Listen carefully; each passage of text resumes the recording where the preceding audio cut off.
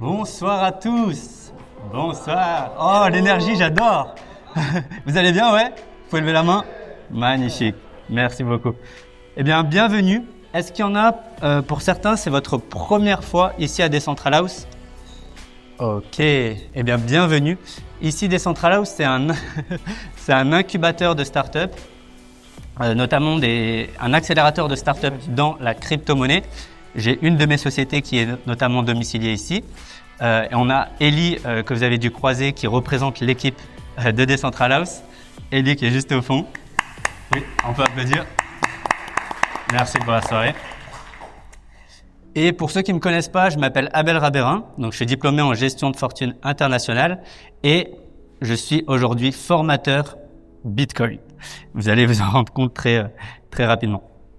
Donc ici, notre objectif avec cet événement, c'est de rendre l'éducation financière et Bitcoin accessible à tous.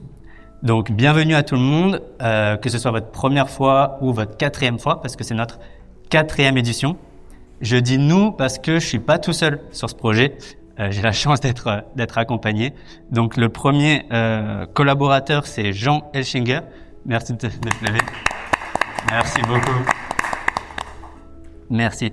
Et ce soir, on va mêler des concepts fondamentaux, des nouveautés, et il va y avoir beaucoup d'interactions. Donc, pour commencer, il y a une de nos traditions, c'est notamment de taper dans la main d'un de vos voisins. Donc, je vous invite à taper dans la main d'un de vos voisins. Et le challenge, ça va être de ne pas taper tout le temps dans la main de vos copains ou copines avec qui vous êtes venus. Bien évidemment, ça c'est de la triche. Donc, pourquoi on fait ça? Parce que l'interaction physique, elle réveille votre cerveau. C'est prouvé en neurosciences que l'audience s'endort toutes les 3 minutes environ. Donc ici, il va y avoir énormément d'interactions. Je vais vous demander de faire une action à peu près toutes les 3 minutes. Donc ça peut être de lever la main. Donc quand je vous demande de lever la main, c'est vraiment on lève la main, c'est pas comme ça. Je vais vous demander d'écrire, de danser, de méditer. Il va y avoir beaucoup de choses qui vont se passer. Et également, je vais vous poser beaucoup de questions et je veux juste que vous sachiez que c'est pas pour vous infantiliser, mais c'est vraiment pour que vous puissiez repartir ce soir avec un maximum d'informations, mais surtout que vous les intégriez. C'est pour ça qu'il y a des actions physiques. Et c'est bien évidemment, pour moi, la méthode la plus efficace pour apprendre. Nous avons ici nos événements, tous nos événements qui sont filmés, qui seront disponibles pour nos clients sur une plateforme de formation payante. Et ce soir, on a la chance d'avoir l'agence Captura qui va être ici pour immortaliser ces moments. Donc, on peut les applaudir, s'il vous plaît. Merci beaucoup. Et vous avez reçu normalement des feuilles. Donc, pour ceux qui n'en ont pas, n'hésitez pas à lever la main. Jean, il pourra passer, vous en distribuer. Et sur ces feuilles-là, vous avez une feuille où il y a le plan de la session et vous avez également des feuilles avec des questions. Et tout le long de l'événement, il va y avoir des questions. Et je vous demande à tous et à toutes de jouer le jeu à fond, même les experts. Donc, je vais vous laisser 30 secondes pour répondre à la première question qui est « Qu'est-ce qui vous a amené ici ce soir à cet événement et quelle est votre opinion actuelle sur les crypto-monnaies? Positive, neutre, négative? 3, 2, 1, c'est parti.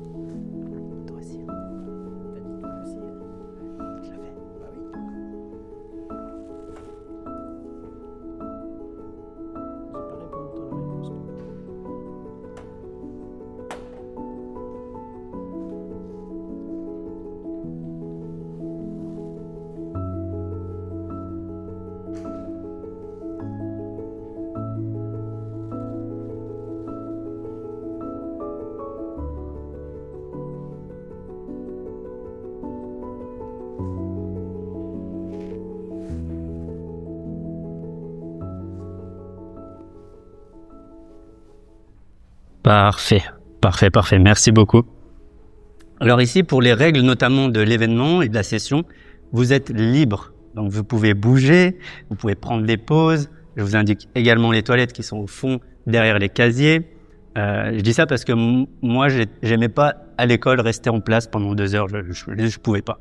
Donc vous êtes libre de vous déplacer, vous êtes libre d'aller prendre l'air si vous le souhaitez également. Je vous invite juste à ne pas être dérangé par vos téléphones. Donc, vous pouvez prendre un maximum de notes. Si vous voulez prendre des notes sur le téléphone, vous pouvez. Et pour ne pas être dérangé, vous avez le droit de désinstaller Instagram pour la soirée ou toute application qui pourrait vous perturber. Notamment, gardez un esprit ouvert. C'est-à-dire que il y a certainement une petite voix qui, à certains moments, va vous juger, va juger ce que vous entendez, va me juger également. Donc, si vous suivez cette petite voie de jugement, il n'y a rien qui va rentrer ce soir et ça servira à rien cet événement. Donc, ce soir, l'idée, c'est vraiment, au moins pour le temps qui nous est imparti, d'avoir un esprit le plus ouvert possible. C'est comme ça qu'on apprend. Concernant le programme de la soirée. Donc, comme je vous ai dit, vous avez reçu un plan. Donc, ça va vous permettre notamment de suivre facilement. Et sans aller trop dans les détails, la soirée, elle va se dérouler en 3 temps. Donc, comme vous pouvez le voir, l'intro, la partie 2. Et on a l'honneur vraiment d'avoir Nicolas Cantu qui est avec nous ce soir, un entrepreneur d'exception, vous allez voir. Et il a voyagé aujourd'hui depuis le nord de la France, depuis Rouen exactement. Donc Nicolas, est-ce que tu peux te lever s'il te plaît? Et on va l'applaudir s'il vous plaît parce que vraiment, merci beaucoup. Merci. Maintenant, ce soir, j'ai une question pour vous. Est-ce que c'est OK si on parle de sujets très sérieux, mais qu'en même temps, on passe un bon moment? Est-ce que c'est OK? Là, il faut lever la main à fond. Vraiment, oh. Tout le monde. Merci. Au top. Donc, je vais vous demander à 3 de vous lever tous ensemble. 1, 2, 3. Tout le monde debout. Et je vais vous demander... là, c'est le petit challenge. Pendant 1 minute, on va danser. On a le droit de danser, de taper dans les mains. Et surtout, l'objectif, seulement 1 minute, il va falloir aller taper dans la main de chaque participant. Et c'est un moyen de se dire bonsoir ici. Donc, Ellie, si tu veux bien, can you play the song, please?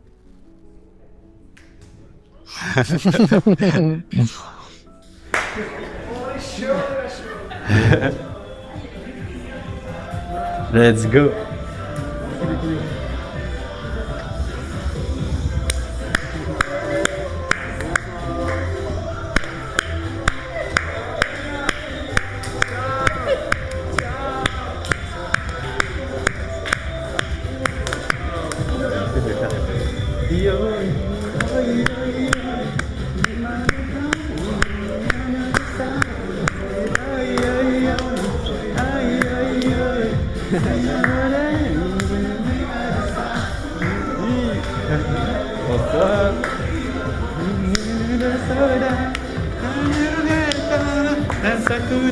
Bonsoir. Bonsoir. Bonsoir. Bonsoir.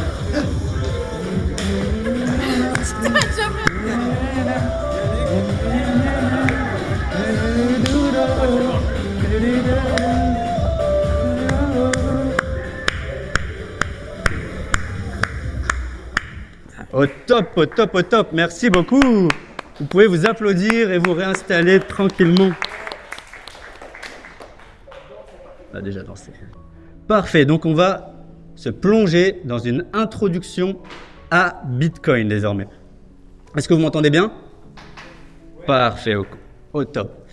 Donc, Bitcoin. Avant de dire ce qu'est Bitcoin, je dois vous dire ce que n'est pas Bitcoin. Bitcoin n'est pas une entreprise. Il n'y a donc pas de PDG, pas de siège social, personne qui peut modifier les règles principales. Il n'a même pas de créateur identifié. Donc Bitcoin, c'est quoi? Bitcoin, c'est un protocole. À l'image d'Internet, qui n'est pas une entreprise, Bitcoin est aussi un protocole. Il est libre et après avoir été lancé en 2009, il appartient à quiconque de l'utiliser. Dit autrement, Bitcoin n'appartient à personne ou il appartient à tout le monde. En pratique, c'est entre autres un système de paiement universel, mondial. Et là, je vois que dans la salle, il y a beaucoup d'entrepreneurs et peut-être même de futurs entrepreneurs. Donc, vous comprendrez cet exemple que je vais vous donner. Imaginez Perceval, à l'image, qui est entrepreneur. Perceval, il a un produit à 200 francs. Et ben moi, je peux le payer directement en Bitcoin, sans passer par une banque, sans passer par une institution financière. Il reçoit le paiement de manière instantanée sur le système le plus sécurisé au monde parce qu'aujourd'hui, Bitcoin, c'est le système le plus sécurisé. Donc, je lui envoie 0,002 Bitcoin qui correspond à 200 francs aujourd'hui au cours actuel du Bitcoin. Et pour utiliser Bitcoin, vous n'avez besoin que d'une connexion Internet et un portefeuille froid. Donc, un portefeuille froid, qu'est-ce que c'est? C'est ce que je vous ai mis à l'écran. Ça ressemble à une clé USB. Qui a déjà vu ce genre de portefeuille, de clé? Il s'agit là d'une clé Ledger, donc c'est une entreprise qui en produit. Il y en a d'autres. Et c'est la seule façon de détenir réellement vos bitcoins. Si vous détenez vos bitcoins sur Binance, FTX, Kraken, Revolut, qu'est-ce qu'il y a d'autre? Swissquote, vous ne détenez rien du tout. C'est les institutions qui les détiennent pour vous. Donc si elles font faillite, vous perdez vos fonds. Alors que si vous détenez vos bitcoins de cette manière-là, avec un portefeuille froid, vous les détenez réellement. Les institutions peuvent faire faillite, Binance peut faire faillite, vous ne perdez rien. Ça, c'est des choses qu'on va vous répéter plusieurs fois. Mais parfois, Bitcoin, c'est plus qu'un moyen de paiement. C'est un outil de survie. À Gaza, par exemple, quand tous les autres canaux financiers sont bloqués, Bitcoin, lui, il passe. C'est parfois même le seul moyen de recevoir de l'aide, de recevoir ou d'envoyer de l'argent. Et Bitcoin, en plus de tout ce que je viens de vous citer, c'est aussi un outil d'épargne. Parce que le Bitcoin, c'est l'actif le plus performant au monde depuis plus de 10 ans. Juste pour vous donner une idée, quand il fait 100% en un an, ce qu'il a fait plusieurs fois, ça veut dire que si vous mettez 1000 francs aujourd'hui, ça devient 2000 francs l'année prochaine, puis 4000 francs dans 2 ans, puis 8000 francs, etc., etc. Vous avez compris, sans trader, juste en épargnant.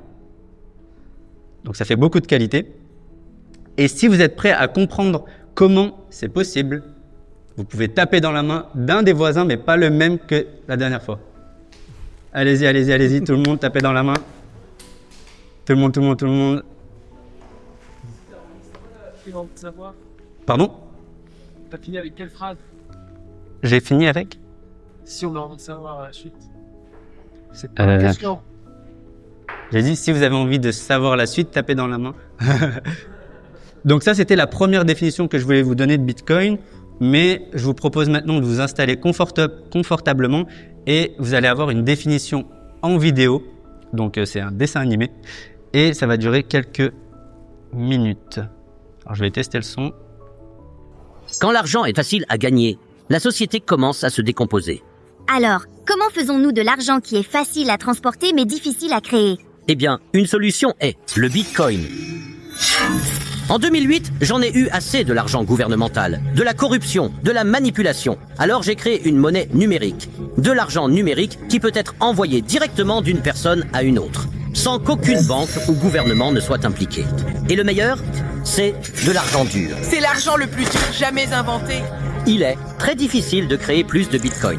Chaque nouvelle pièce est ajoutée à l'offre seulement après qu'un ordinateur a travaillé très dur pour résoudre un problème mathématique où il n'y a pas de raccourci. Et le résoudre coûte beaucoup d'énergie et de temps. D'accord, mais si c'est sur un ordinateur, ne puis-je pas simplement copier-coller? Hein? Pas avec le Bitcoin. Vous voyez, il y a un registre public de chaque Bitcoin créé. Cela s'appelle la blockchain. C'est comme un puzzle et chaque Bitcoin a sa propre forme unique. Et parce que tout le monde a une copie du registre public, si quelqu'un essaie de falsifier un Bitcoin, il ne s'adaptera pas au puzzle et sera rejeté par le réseau avant que quiconque puisse l'utiliser. Ouf. C'est pourquoi le Bitcoin est si sûr contre les criminels et le gouvernement. Tu as dit criminel 2 fois. Et contrairement aux dollars, qui peuvent être imprimés à l'infini, il n'y aura jamais que 21 millions de bitcoins. Il est presque impossible de l'inflationner. La seule façon de l'obtenir est de le gagner. Ou de l'acheter à quelqu'un qui en a. Sans vouloir vous offenser si vous contrôlez le Bitcoin, ne pourriez-vous pas le manipuler comme le gouvernement? Je ne le contrôle pas. Personne ne le fait. Il est contrôlé par un réseau public d'utilisateurs de Bitcoin que tout le monde peut rejoindre. Donc, si quelqu'un voulait changer quelque chose dans le code de Bitcoin, il devrait obtenir l'accord de la majorité des millions d'utilisateurs de Bitcoin, sinon le changement ne se produit pas. Et Oh, je ne savais pas que de l'argent inventé pouvait avoir autant de sens. aujourd'hui, des millions de personnes s'envoient des Bitcoins instantanément et à moindre coût à travers le monde, sans qu'aucune banque ou gouvernement ne soit impliqué. Et parce que le Bitcoin est une monnaie dure que l'on ne peut pas simplement imprimer davantage. Plus il y a de gens qui l'utilisent, plus il devient précieux. Émilie, si nous prenons le Bitcoin, nous pourrions être riches. Je pourrais payer mes études universitaires entièrement. Tu pourrais externaliser ton film et payer pour avoir ton nom dans les crédits. Doucement. Je ne dis pas que le Bitcoin vous rendra riche rapidement, ou même du tout. En ce moment, seulement environ 1% du monde possède du Bitcoin. Et parce qu'il est encore en cours d'adoption, certains jours il monte et même descend. De plus, les investissements rentables peuvent être risqués. Je pense que je comprends. Une bonne monnaie devrait être facile à utiliser mais difficile à créer. Et parce que le Bitcoin est numérique, il est rapide et peu coûteux à utiliser et la blockchain rend difficile l'inflation. Merci, Monsieur Satoshi. Quoi? Monsieur Satoshi. Il est parti? Ou a-t-il peut-être jamais été là?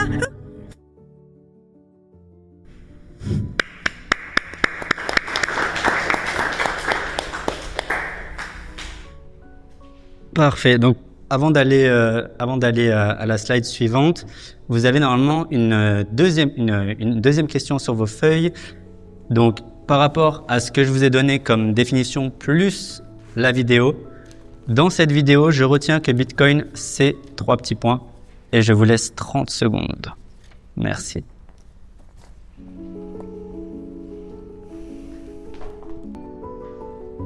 Au top, au top, au top. Merci beaucoup. C'est tout bon. Ok, donc ici, l'idée c'est de comprendre pourquoi cette crypto-monnaie elle a été lancée en 2009. Et concernant la date, il n'y a rien d'anecdotique. Tout porte à croire que ce protocole il a été créé et designé pour répondre aux failles du système financier traditionnel. Vous êtes censé savoir que en 2008, il y a eu l'une des plus grandes crises financières au monde qui est apparue notamment à cause des excès, je dirais, du système financier, qui est basé notamment sur la dette et l'inflation. Ça, c'est un domaine qu'on a creusé à la session précédente. Mais juste pour étayer ce propos, le problème majeur, c'est celui de l'inflation. Donc l'inflation, c'est le fait de perdre du pouvoir d'achat chaque année. Dit autrement, c'est le fait de s'appauvrir chaque année. Donc pour prendre un exemple, admettons, vous gagnez 5 000 francs par mois. Et bien avec ces 5 000 francs, vous vous rendez compte, année après année, que vous pouvez payer de moins en moins de choses. Les loyers augmentent, l'électricité et le prix des transports augmentent, les courses augmentent également, mais votre salaire reste le même. Donc ici, vous perdez en pouvoir d'achat, vous vous appauvrissez. Et l'État, il nous dit, les économistes traditionnels, ils nous disent que l'inflation, elle est de 2% par an. Donc, l'État nous dit que l'inflation, elle est de combien par an, s'il vous plaît? 2%. Mais malheureusement, c'est certainement un des plus gros mensonges de la finance actuelle. C'est que ce chiffre des 2%, c'est celui de l'IPC, l'indice des prix à la consommation, un indice qui est absolument mensonger. Et donc, je vais vous expliquer, notamment au travers de cette slide, quelle est, on va dire, l'inflation réelle. Et donc pour ça, il y a deux forces invisibles qui nous appauvrissent chaque année, et on va les détailler ici. Premièrement, celui de l'inflation monétaire, c'est-à-dire le rythme auxquelles les banques centrales, chaque année, elles impriment de l'argent. Faut vraiment que vous vous dites qu'à chaque fois qu'ils impriment, vous vous appauvrissez. C'est le rapport. Et donc, sur les 10 dernières années, l'inflation monétaire, on l'a avec l'indicateur M2, il est de 30% par an. Et avant ça, il était de 10% historiquement. Donc, sur les 40 dernières années, l'inflation monétaire, elle est de 10%. Donc déjà, on voit clairement le mensonge des 2% que les politiciens ils vous donnent chaque année. Deuxièmement, chaque année, grâce à la technologie, on produit plus ou on produit mieux avec moins. Ça, en économie, on parle de gains de productivité. Et en fait, à chaque fois qu'on a des gains de productivité, normalement, ça devrait se répercuter sur des prix de plus en plus bas. C'est-à-dire qu'on utilise la technologie, on a des gains de productivité, on s'enrichit en tant que société, les prix baissent, et là on peut se rendre compte, enfin je pense que tout le monde s'en rend compte ici, que les prix, non seulement ils ne restent même pas stables, ils augmentent. Donc ça veut dire qu'il y a une marge là de gain de productivité que quelqu'un se prend. Et ce quelqu'un, c'est les gouvernements et les grandes entreprises. Moi je parle de capitalisme de connivence. Et ils prennent cette marge qui devrait revenir à la société. Et selon Jeff Booth, qui a écrit ce magnifique livre qu'il faut lire au moins 2 ou 3 fois pour comprendre les concepts, il nous dit que cette marge-là, elle est à peu près à 25% par an. Donc le calcul, il est simple. 20% d'inflation monétaire plus 25% de hausse de productivité non répercutée sur les prix, ça fait 45% d'inflation réelle par an. Donc levez la main si vous trouvez que 45% d'inflation, c'est énorme. Énorme, absolument. Pour moi, je considère même que c'est du vol. C'est certainement un des plus gros vols de la finance. Et donc, c'est exactement contre cette spirale d'appauvrissement que Bitcoin a été créé. Car à l'inverse du franc suisse, du dollar, de l'euro, Bitcoin ne repose pas sur de la dette. Bitcoin, il y a un nombre limité de Bitcoin. Donc, est-ce que quelqu'un peut me dire combien de Bitcoin il y aura? Vous pouvez répondre librement. Merci. 21. Ça, c'est un chiffre hyper important à retenir. Ça veut dire que Bitcoin est déflationniste à l'inverse du système financier qui est inflationniste. Et en plus de ça, Bitcoin il ne peut pas être manipulé par les banques centrales. Donc, Bitcoin, il surperforme à hauteur de 124% par an de 2009 à 2025 et il surperforme à hauteur de 70% sur les 5 dernières années. Je vous ai dit que Bitcoin il surperforme à hauteur de combien depuis sa création? Et sur les 5 dernières années, 70%. Donc comme ça, Bitcoin nous permet à minima de se protéger de l'inflation, même de l'inflation réelle de 45% par an.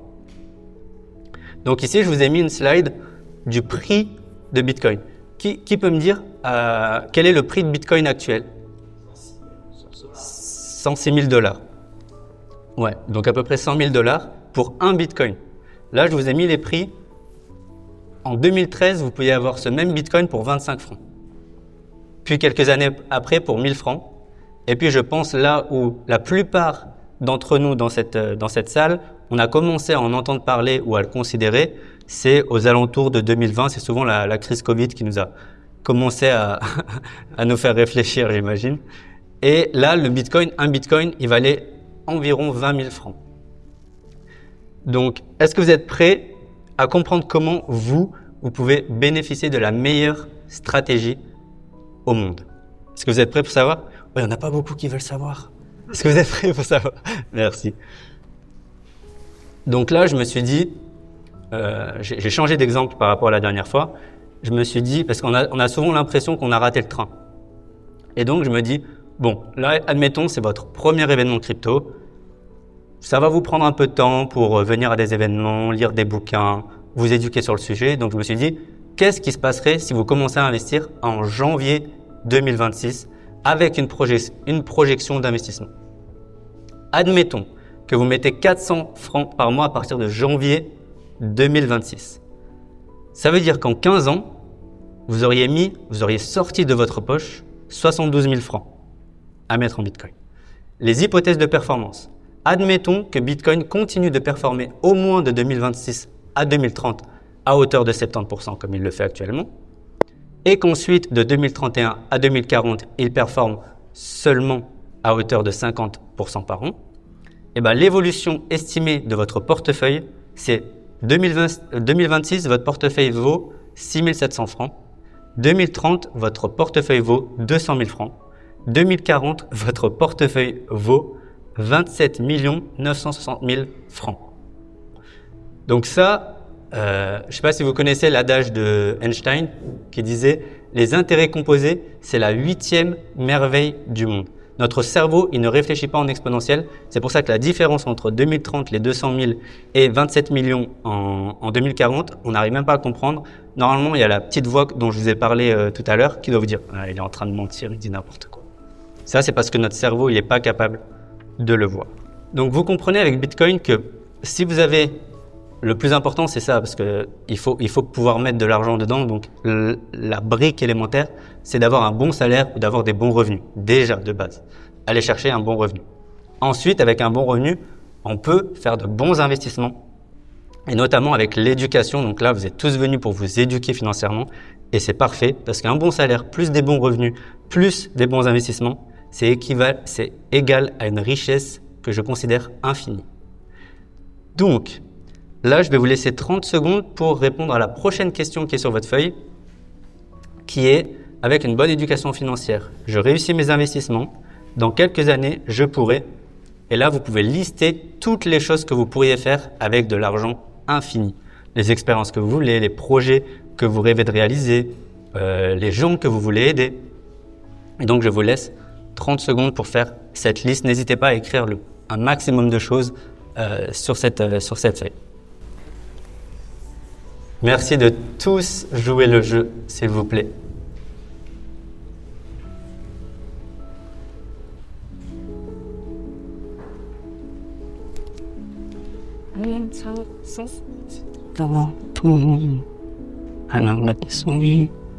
Yes, this one. So here, my question is to say, like, when you have a lot of money, what are the things you can do? Okay. What are your dreams? Who you want to help? And write as many things as possible in 30 seconds. Let's go.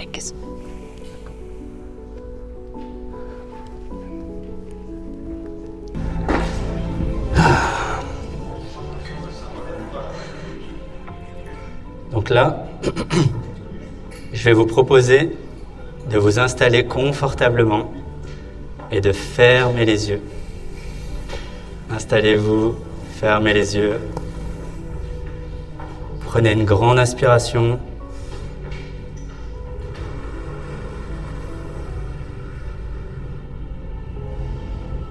Encore une fois.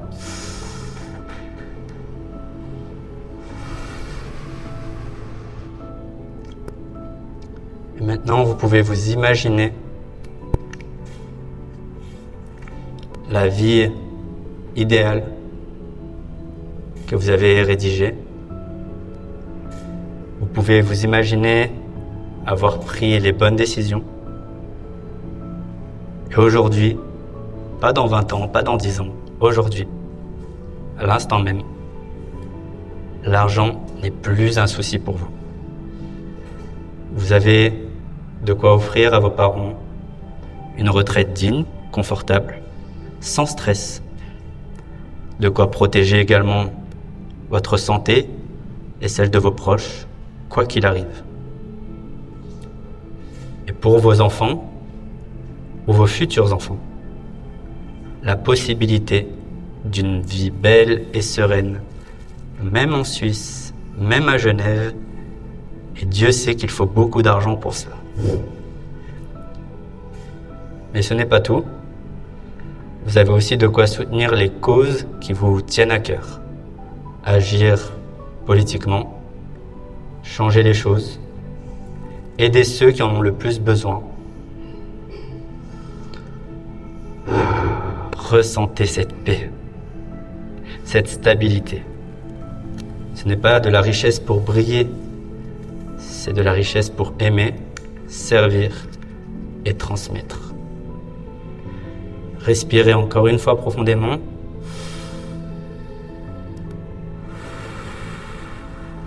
Et vous pouvez doucement rouvrir les yeux. Et sans applaudir, je vais vous inviter pour un rafraîchissement. Et je vous invite à retourner ici dans 10 minutes. Merci, c'est la pause. Voilà. Parfait. Merci beaucoup. On est reparti pour cette deuxième partie. Est-ce que vous m'entendez bien avec ce micro aussi? Parfait. Merci beaucoup. Alors, là, c'est le thème principal de la soirée, le minage de Bitcoin. Je vous ai parlé tout à l'heure de Bitcoin, juste une petite introduction, et maintenant on rentre dans le minage. Donc ici, je vous ai mis à l'image le docteur Adam Back. C'est un célèbre cryptographe britannique et inventeur de Hashcash, ou on appelle également la preuve de travail. Et c'est une notion qui est fondamentale, certainement une des plus importantes à comprendre pour comprendre le Bitcoin.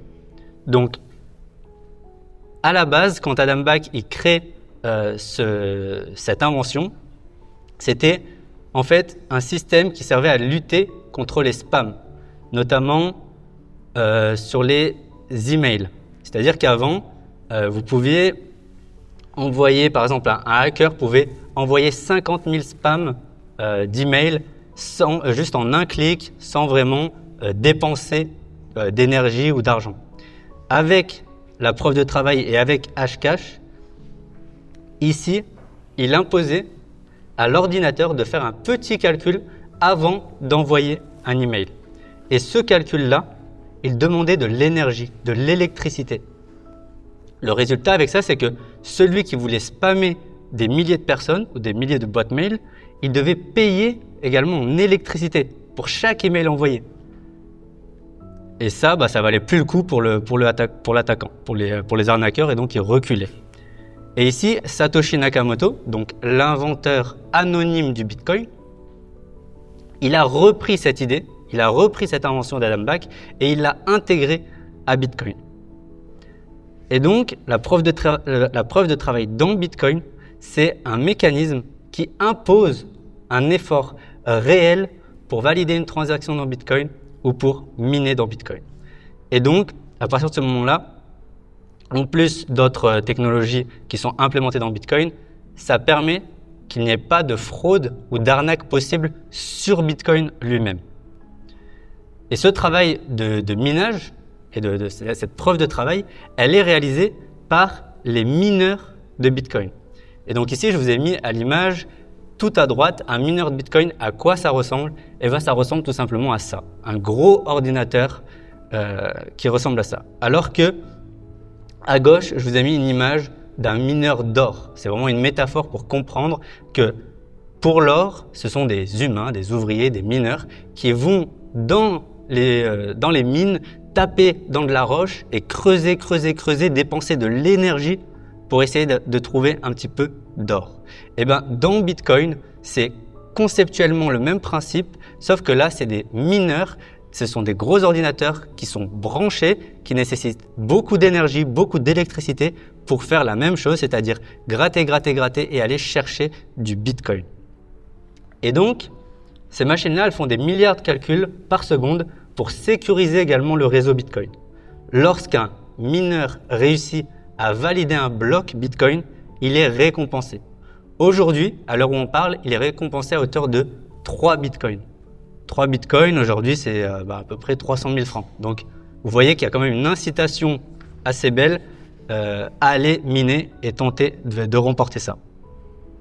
Et c'est pourquoi, notamment au fil du temps, que le minage de Bitcoin, c'est devenu un secteur industrialisé, professionnalisé.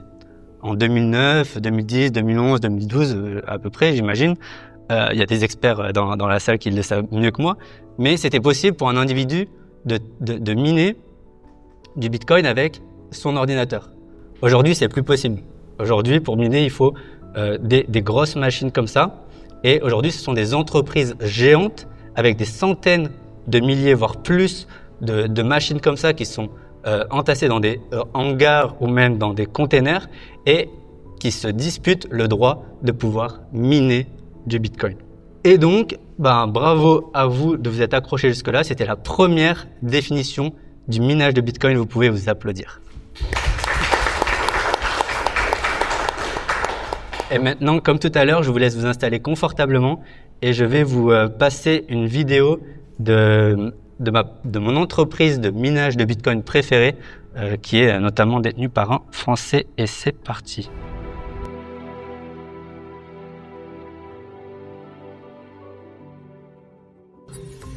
Le parc national des Virungas s'étend sur plus de 7800 km² et abrite plus de 50% des espèces animales du continent. C'est aussi le plus ancien parc national d'Afrique et il fait partie de la deuxième plus grande forêt tropicale du monde. Ce qui fait des poumons de l'Afrique un champ de bataille crucial dans la lutte contre le changement climatique. Des factions criminelles braconnent la faune et brûlent la forêt à une vitesse fulgurante et leurs actions nous affectent tous. En ce qui concerne les groupes rebelles et les milices, pourquoi ont-ils choisi Virunga? Pourquoi sont-ils ici? Vous savez, c'est la guerre civile au Congo, puis le génocide rwandais qui les ont amenés ici, et ce qui les retient, c'est le trafic illégal de ressources naturelles dans l'est du Congo, en particulier dans le parc national des Virungas. Donc, là, vous verrez des feux de charbon de bois. Oui, ce sont les secteurs de la guérilla. Ils sont sous une menace énorme à cause de la déforestation. Des milliers d'hectares de forêts ont été défrichés pour le charbon de bois, et c'est vraiment la principale source de revenus pour ces milices. Les groupes rebelles et les milices armées ont pillé Virunga.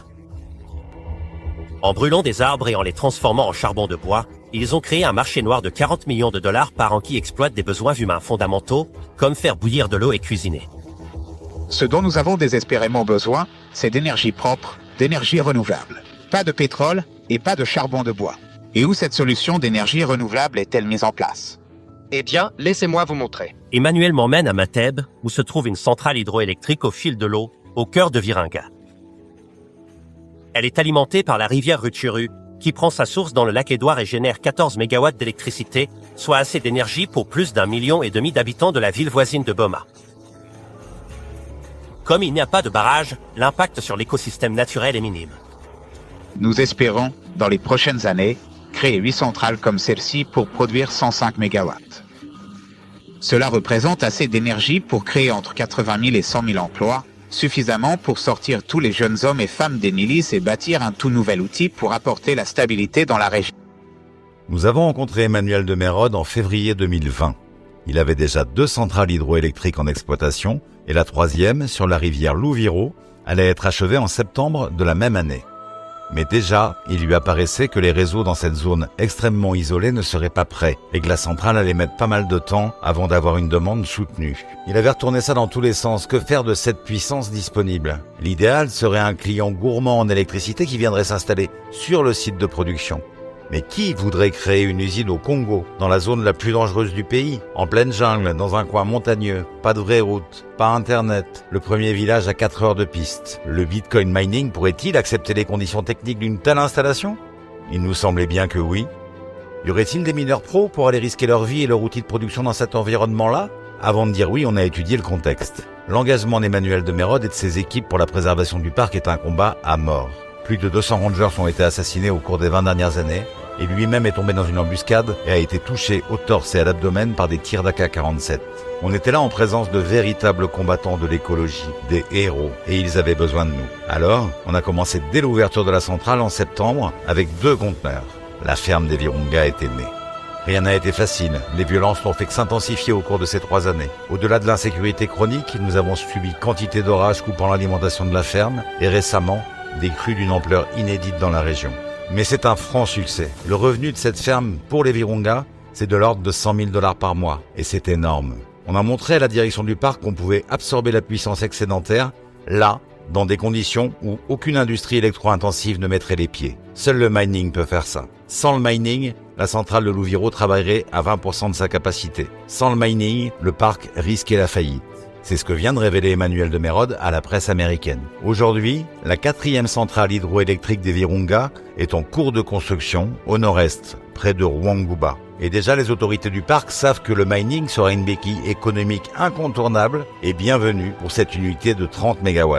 Alors, quand quelqu'un vous dira que l'électricité du Bitcoin, on pourrait l'utiliser à autre chose, à des fins plus dignes, souvenez-vous de la ferme des Virunga.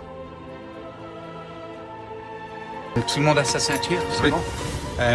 Si vous avez mal au cœur, il y a des sachets, ok? Ou bien il y a la chemise devant. C'est léché. Mais tant que ça ne touche pas l'avion, c'est bon.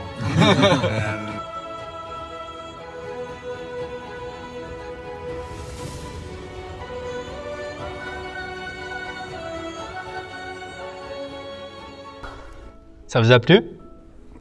Yes, merci. Cool. Maintenant, cher public, j'ai l'immense plaisir d'inviter sur scène un pionnier, un technologiste hors pair qui incarne l'alliance entre innovation technique et engagement pour un avenir meilleur. Ingénieur de formation, il a travaillé sur des projets d'infrastructures critiques comme l'installation des systèmes Ethernet embarqués dans les trains, la création de la 3G avec Orange. Il a travaillé également avec le fournisseur d'accès au Centre national d'études spatiales. Entrepreneur depuis l'adolescence, avec d'ailleurs une partie de son adolescence en Afrique, il a réussi en tant qu'entrepreneur 2 merveilleuses exits. Il a rapidement identifié le potentiel de la blockchain. Il est ainsi le cofondateur de Chain Accelerator, le tout premier incubateur blockchain à Station F. Il a participé également à la création de la Paris Blockchain Week, aujourd'hui l'une des conférences les plus prestigieuses en Europe dans le domaine des crypto-monnaies. En parallèle, il conseille les dirigeants d'entreprise sur l'adoption des technologies Bitcoin et blockchain avec une attention particulière portée à la résilience, à la sécurité des données et à l'indépendance technologique. Ces dernières années, il a fondé Foreignkey, une entreprise qui, entre autres, explore la manière dont le minage de Bitcoin peut transformer notre rapport à l'énergie. En valorisant l'énergie gaspillée, ces technologies permettent de stabiliser les réseaux, d'optimiser les ressources et d'accompagner la transition énergétique. À l'avant-garde des technologies vertes et de la décentralisation, Nicolas incarne une vision du Bitcoin bien au-delà de la simple finance, une technologie au service du vivant, de la liberté et d'un monde plus optimal.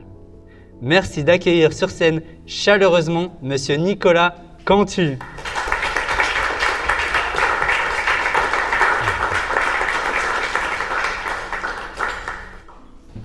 Bon bonjour, merci à tout le monde, merci pour l'introduction.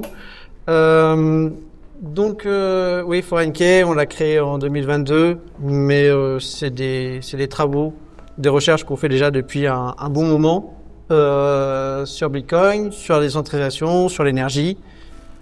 J'ai commencé à miner des Bitcoins en 2013 et j'ai commencé à découvrir Bitcoin plutôt sous l'angle du minage avant de m'intéresser à d'autres aspects. Et pour moi, c'est important dans nos solutions de répondre à des problèmes. Et la plupart du temps, on a besoin d'expliquer quelle est la secret sauce qu'à la fin. C'est-à-dire que, voilà, je ne vais pas vous parler forcément de Bitcoin pendant un petit moment de la présentation. Et vous allez comprendre après pourquoi c'est des choses qu'on ne peut pas faire sans Bitcoin. Donc, on a deux parties. Une partie sur le numérique, où on fait des services souverains, etc. Et on a une partie sur l'énergie. Pour moi, c'est le même sujet. Et je vais faire une petite intro très rapide. Bon, je ne saurais pas qui on est.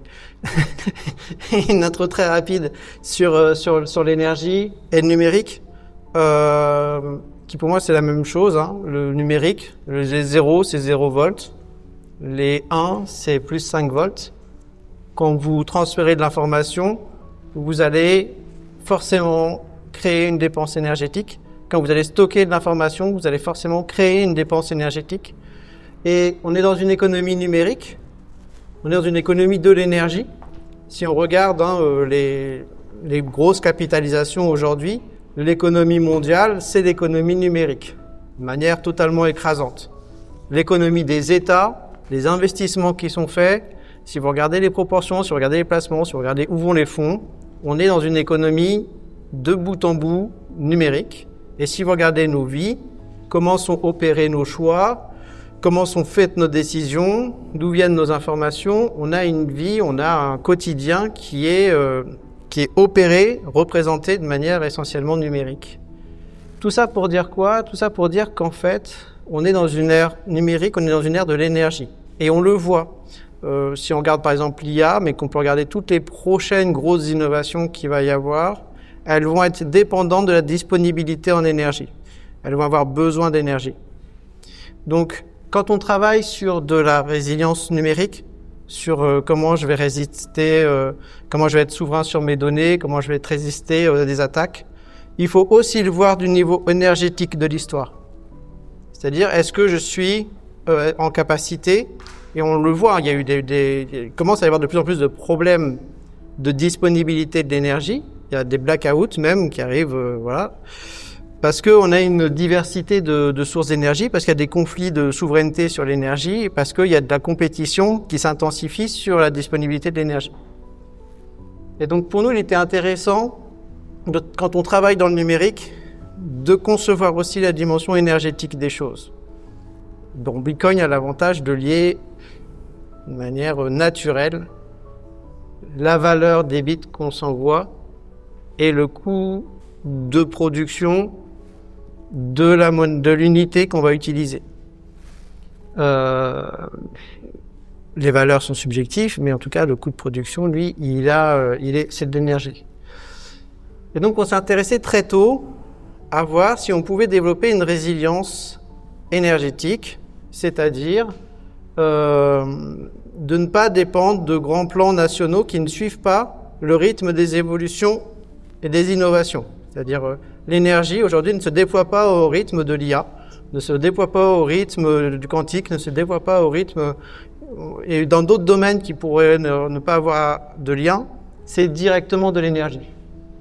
Donc nous, on s'est dit, voilà, comment on peut, à partir de problèmes à résoudre, et on verra, je vais vous dire lesquels on a choisi, permettre à des industries, et en particulier des industries en difficulté, donc nous on a travaillé ici avec des agriculteurs, comment on peut travailler avec des industries à les rendre plus résilientes, plus rentables, plus efficaces, grâce à ce levier sur l'énergie. Et donc avec les agriculteurs, on a adressé deux problèmes. Donc bon, je vous fais l'historique, je ne sais pas si je vous le fais dans le bon ordre, mais on avait besoin du coup d'énergie pour nos petits ASIC de mining au départ pour les aspects de souveraineté, de sécurité. Donc j'ai commencé à prototyper, ça fait longtemps qu'on travaille sur la méthanisation. Donc la méthanisation, c'est des bactéries qui vont digérer de la matière organique et générer un biogaz. Dans ce biogaz, il y a beaucoup de méthane. Et ce méthane, quand on le brûle, il a un fort pouvoir énergétique et donc il permet d'alimenter des générateurs électriques qui vont alimenter nos machines. Les déchets organiques, donc on s'est focusé sur les boues de stations d'épuration parce qu'elles sont extrêmement sous-exploitées. Or, dans les boues de stations d'épuration, on a 30% de matière organique, donc potentiellement de l'énergie à transformer pour nous, et de l'eau. L'eau, en France, on traite 1% de cette eau. Dans d'autres pays, on est à 7%, en Israël à 98%. Voilà, c'est très hétérogène, mais on est quand même dans le tout bas du classement sur la réutilisation de l'eau. Et cette matière organique, elle est aussi très peu souvent méthanisée. Souvent, c'est de l'épandage. Ou alors, c'est de l'incinération avec une très faible taux de réutilisation de la chaleur de l'incinérateur. Donc, en fait, les stations d'épuration, c'était intéressant parce que c'est du coup une source d'énergie qu'on a de manière illimitée. Et puis en quantité relativement stable sur l'année. Bien sûr, il y a des variations, mais c'est disponible. Et puis, donc nous, on a fait ça en Normandie, on a commencé à présenter. Puis quand on a présenté ça dans le sud de la France, ils nous ont dit, mais nous, ce qui nous intéresse, c'est l'eau. Parce qu'on a travaillé dans la zone de Fitou, le Cat, voilà, pour ceux qui se situent. Et c'est une zone en détresse hydrique. Donc il y a à peu près 50% de leurs AOC qui risquent d'arracher leurs vignes et d'arrêter d'exploiter d'ici 1 an seulement, s'ils n'ont pas de solution sur l'eau, Les plans que les institutions proposent sont à 5 ans au minimum. Et en plus, il y a des barrages écologiques, des bassines, c'est plus possible, des forages, c'est pas très possible. De nouvelles installations, c'est très lent. Donc, on arrivait avec la proposition de traiter les bouts de stations d'épuration avec des process naturels, ça on pourra en reparler. De manière, donc les agriculteurs sont rémunérés pour les déchets qu'ils traitent. Ils ont à la fin des traitements de l'eau qui est exploitable, alors pas en agriculture bio, mais qui est exploitable sur l'agriculture pour faire du goutte à goutte par exemple, et donc des couverts végétaux qui vont améliorer la qualité du sol, mais aussi protéger des chaleurs. Et à la fin, la digestion qui est faite, on a une sorte de terre, et cette terre, elle est riche en azote, elle est riche en potassium, en fait c'est un excellent engrais. Donc au final, les agriculteurs, par des petites stations qu'on a containerisées de traitement, donc c'est pas un investissement massif, hein, ça reste à l'échelle d'une coopérative, ils peuvent déployer des containers, donc c'est par série. Donc en fait, on va pouvoir scaler, voilà, dimensionner en fonction des capacités, soit financières, soit de la matière, soit du besoin. Et ce qui est intéressant, c'est que du coup, l'agriculteur est rémunéré pour le traitement. Il a de l'eau, qui était son problème numéro 1. Il a un petit peu d'engrais qu'il ne va pas acheter, ce qui est toujours mieux, puis c'est naturel. Et puis au final, on lui propose une location. Donc il n'a pas non plus un plan d'investissement. Enfin voilà, ça reste de la location mensuelle. Et puis on peut enlever et rajouter des modules, soit de type de traitement, parce qu'il y a les bouts, il y a les bouts de station d'épuration, mais il y a aussi les déchets agricoles. Quand par exemple on travaille avec les oliviers, c'est extrêmement intéressant de récupérer les déchets, ou avec des distilleries aussi. Ça peut être avec la bouse de vache, ou le lisier, ou les fientes. Et donc en fait, on est capable comme ça de traiter jusqu'à 45 types de déchets différents. Par exemple, en Guadeloupe, on s'est intéressé à la sargasse. Parce que voilà, les plages sont largement contaminées de ces algues, qui en plus ont un taux de sulfate très important qui attaque les machines. Il y a des morts aussi sur les plages parfois. Et donc on a trouvé comment neutraliser ces sulfates pour les méthaniser. Et alors, la secret sauce, voilà, donc c'est des modules. Alors maintenant, ils n'ont plus tout à fait cette architecture-là, mais ça vous donne une idée. Voilà. Donc c'est des modules dans lesquels tous les jours, on va venir mettre de la matière. Et donc il y a un container qui va prendre la matière. La méthanisation dure 18 jours, et on a des jours de traitement avant. Et puis le lendemain, on a une autre série qui est disponible. Et comme ça, il y a un roulement sur 18 jours. Il y a un sac de méthane, mais qui est relativement petit parce que c'est brûlé directement, donc on va tout de suite utiliser l'énergie. Et là où c'est intéressant, pourquoi j'en parle aujourd'hui de déchets, de bouse et et de joyeuseté du genre, c'est parce que en fait le biogaz qui est utilisé, donc on va le purifier, on va le mettre dans un générateur biogaz. Et là où avant, et ça c'est très important parce que c'est peut-être un point sur lequel Bitcoin a un usage industriel qui peut modifier une très très grande partie des industries. C'est-à-dire qu'on va modifier le modèle économique sur l'énergie. Là où avant on mettait des radiateurs, du séchage, et même on sait faire du froid avec du chaud, par de bêtes résistances, on va pouvoir mettre nos machines de calcul. Et on change finalement un coût, qui est le chauffage, en des revenus qui sont le mining de Bitcoin. Donc dès que vous avez besoin de faire de la thermocompression, presser, vous payez beaucoup parce qu'il faut chauffer l'eau à 155 degrés dans les presses. Mais quand l'eau qui sort de nos machines, alors quand c'est de l'eau ou même quand c'est de l'huile, c'est à 70 degrés. Donc vous voyez, quand on a un besoin de chaleur à 150 degrés, on a déjà financé la moitié. Mais au-delà de ça, nous on va s'en servir pour évaporer. Pourquoi aujourd'hui on récupère pas l'eau par exemple de ces bouts ? Parce qu'il y a un coût à évaporer l'eau de la matière. Là, on a un système qu'on a essayé de faire ingénieux pour ne pas cramer toute l'énergie dans le séchage, mais on a une partie de l'énergie qui va servir à évaporer l'eau pour avoir moins de matière à stocker, donc moins de surface de traitement, que ça puisse être raisonnable sur la surface qu'on utilise, parce qu'on doit étaler la matière, on l'étale sur plusieurs étages. Et on l'utilise pour chauffer les cultures, parce que les traitements qu'on fait dessus pour enlever les traces de métaux lourds, les traces de médicaments, pour préparer la matière à ce qu'elle soit mieux digérée, donc casser les molécules complexes, quand c'est des huiles, les transformer en acides gras, etc.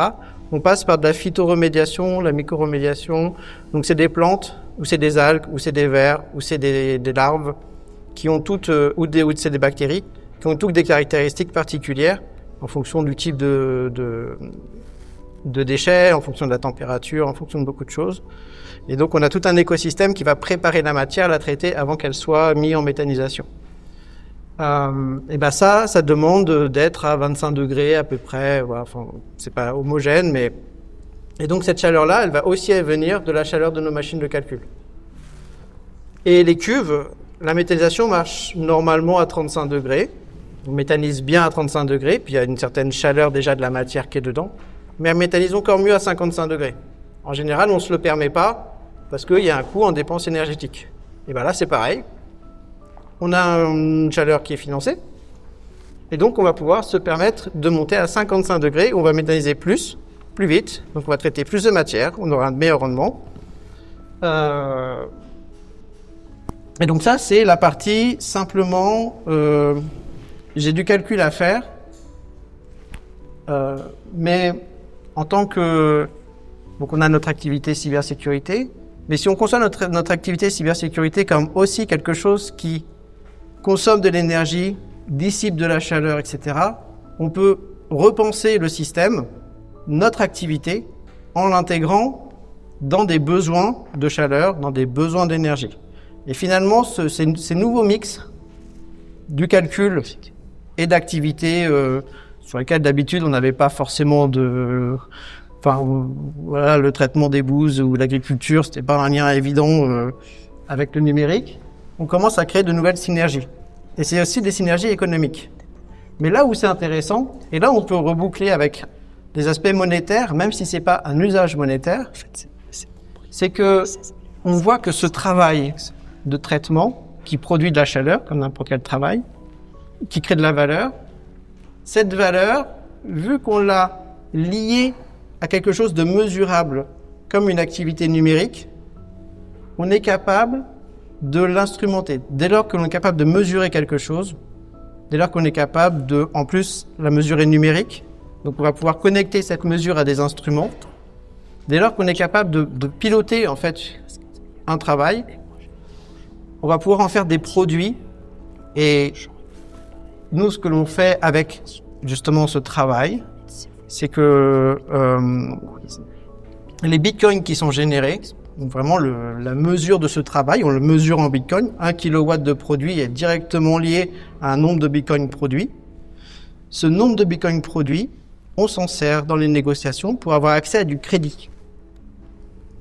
On met en collatéral, c'est du crédit Lombard. On met en collatéral les bitcoins produits sur nos infrastructures pour bénéficier de taux de crédit. Sur des infrastructures dans des métiers où d'habitude l'accès au crédit il est ultra compliqué. Enfin, les agriculteurs avec qui on travaille, ils ont d'énormes problèmes, que ce soit avec leurs banques ou avec leurs assurances. Les assurances prennent 200% par an, les banques leur ne donnent plus accès au crédit. Et là, on arrive à avoir du crédit entre 0,75 et 3% sur ce type de projet. Quand on ne le fait pas financer par des investisseurs, parce qu'il y a un rendement, Donc, ce qui est intéressant à voir, c'est que quand on travaille en Bitcoin, on a une mesure directe entre les efforts et en plus, on a l'instrument qui permet de créer, on va dire, des synergies directes, c'est la chaleur. Et l'autre type de synergie directe qu'on peut avoir, c'est avec les aspects monétaires. C'est-à-dire comment on va pouvoir directement avoir un circuit entre... On est dans une économie numérique.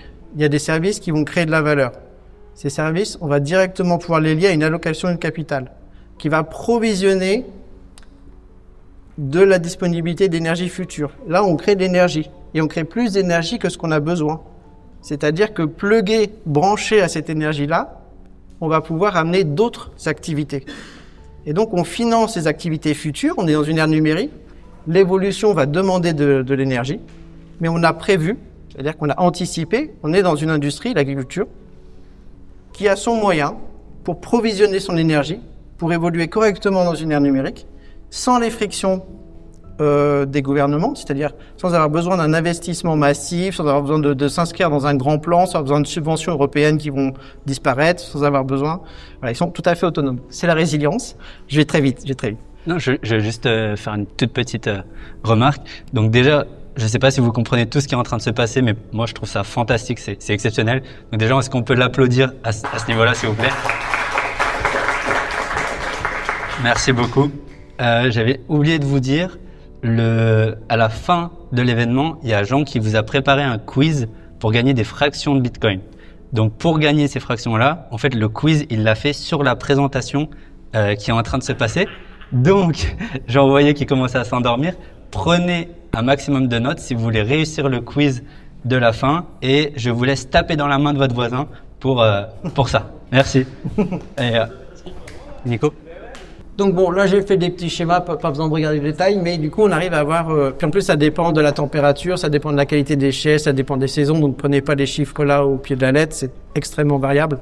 Mais on arrive à modéliser extrêmement bien en fonction de pas mal de critères initiaux ces déchets-là. Et en rentrant dans les normes sanitaires, alors je sais pas si je les ai, mais voilà, on arrive à rentrer... la méthanisation en fait a l'avantage de tuer les pathogènes. Et puis en plus, on rajoute de ça des UVC et pas mal de choses. Donc il n'y a pas d'odeur, il n'y a pas de... surtout ça. Mais ce qui est très intéressant, c'est ça. C'est l'impact circulaire. Parce qu'on a besoin d'un job à mi-temps sur l'infrastructure qui correspond exactement au taux d'occupation dont ont besoin les agriculteurs. Souvent, ils ont quelqu'un sur place qu'ils n'occupent pas à temps plein, mais qu'ils veulent garder quand même parce que voilà, ils ont besoin de garder un minimum de main-d'œuvre disponible, surtout que c'est difficile de recruter, etc. Une autre avantage, c'est que ils génèrent des bitcoins et donc dans un deal, on peut avoir des bitcoins qui vont permettre de rémunérer des jeunes qui viendront faire les vendanges, qui viendront, etc. Et ça, pour un secteur qui a du mal à attirer les jeunes, qui est rude, voilà, c'est quand même, on voit que Bitcoin peut aussi servir d'incentive économique, pas que pour les mineurs qui vont du coup essayer de faire travailler leur machine pour gagner des bitcoins. C'est une incentive économique qui marche en dehors pour d'autres industries aussi. Et donc, si on se base sur l'ADEME et les prévisions d'emploi sur l'énergie, ça, c'est des objectifs qui sont jamais atteints par les plans gouvernementaux.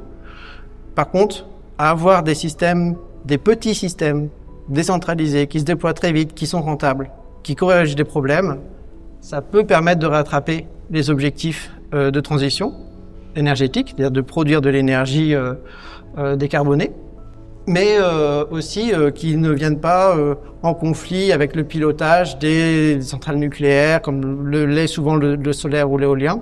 Voilà, c'est absolument autonome des réseaux, et donc on ne vient pas perturber, on va dire, le pilotage plus global. Bon, après, voilà, je vais assez vite parce qu'on a peu de temps, puis on a prévu d'être interactif, donc voilà.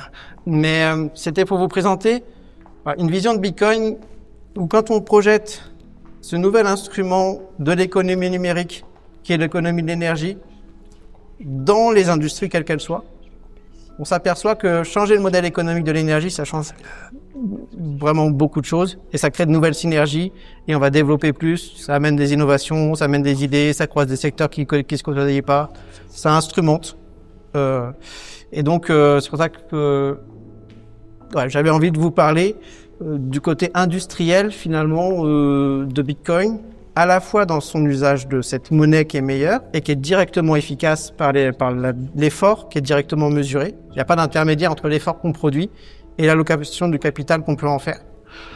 Et ça, c'est clé, enfin, c'est vraiment incroyable. Et en même temps, ça vient transformer les procédés eux-mêmes. Voilà.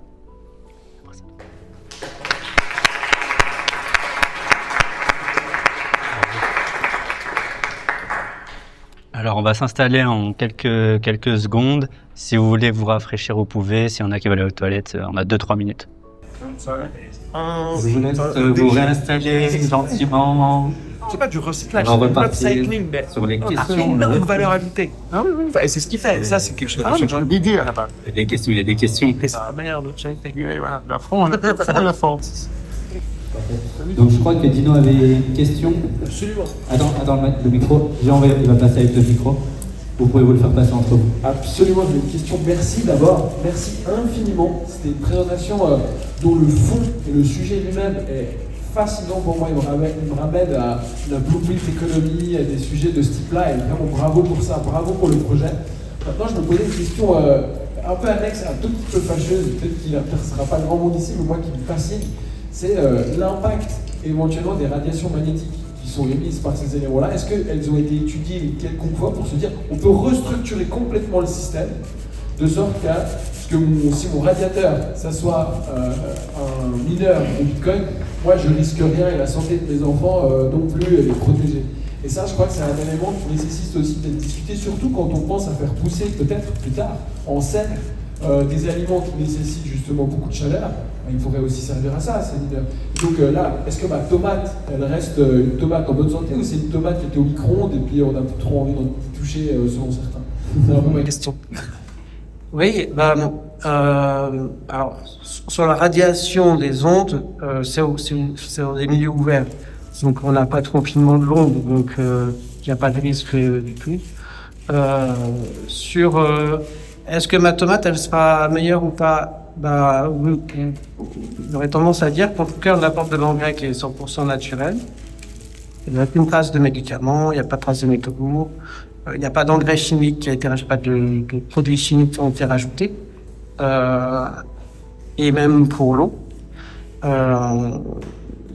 Donc, a priori, c'est quand même pas mal. Plus. Voilà. Franchement, bravo, c'est incroyable. Merci beaucoup pour la question. Il y a une question dans le fond, si tu peux. Merci beaucoup. Oui, ça va. Merci beaucoup. Ça marche. Merci beaucoup. Vraiment, je suis d'autant plus sensible que je préside et j'ai cofondé une association dans la blockchain qui s'appelle The Good Token Society et dont l'enjeu est de montrer des applications blockchain for all.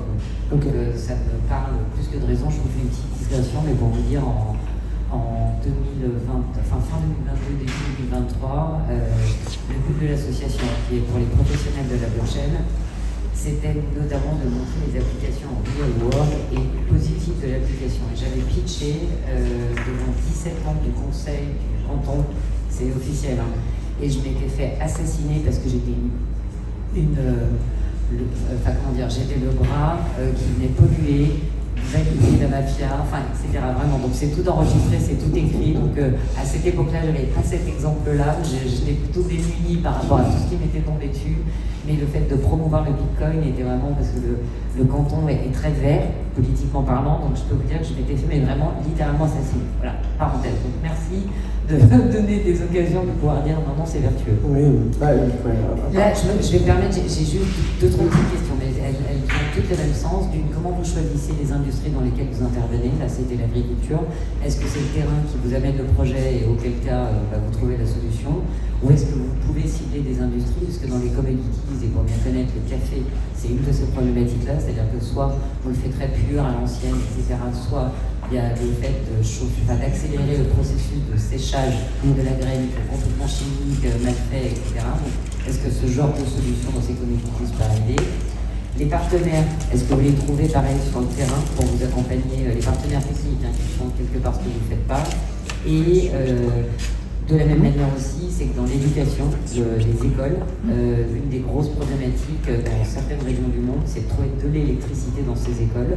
Et est-ce que ce genre de format-là peut être susceptible en fait d'amener de l'électricité aux écoles? Et le cas échéant, il y a un très beau projet à Genève qui est en partenariat avec l'UNICEF et qui s'appelle GILA et qui est de connecter les écoles et dont l'enjeu en fait est d'amener l'électricité dans les écoles. Et la problématique qu'ils rencontrent, c'est les États, les régions, genre de choses qui veulent pas payer.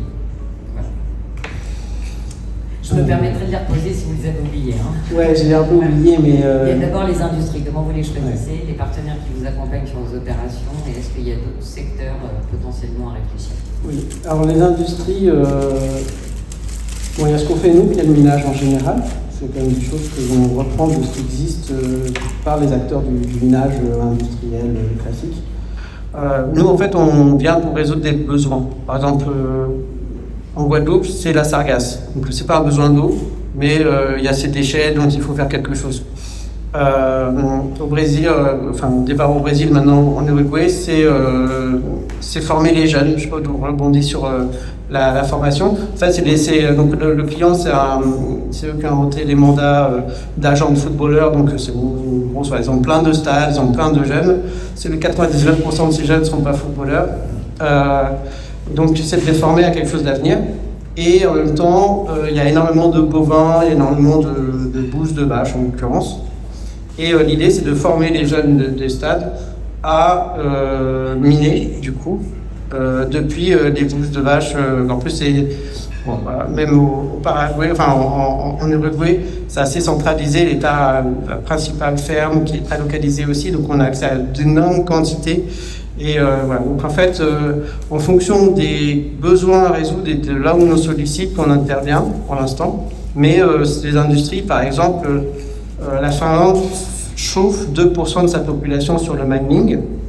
Donc là, c'est pas nous, hein, évidemment, on n'est pas à cette échelle-là. C'est des gros industriels américains. Le séchage du bois, c'est un vrai problème parce qu'il y a une demande qui est très forte en bois. Par contre, sécher du bois, ça prend plusieurs mois. Donc pour coller à la demande, il y a maintenant une intégration du mining qui se fait assez bien dans les pays nordiques. On a parlé des serres.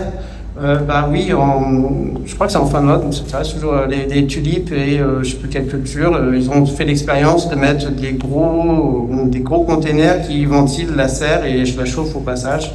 Donc il y a de plus en plus d'industries qui intègrent le Bitcoin comme un moyen de...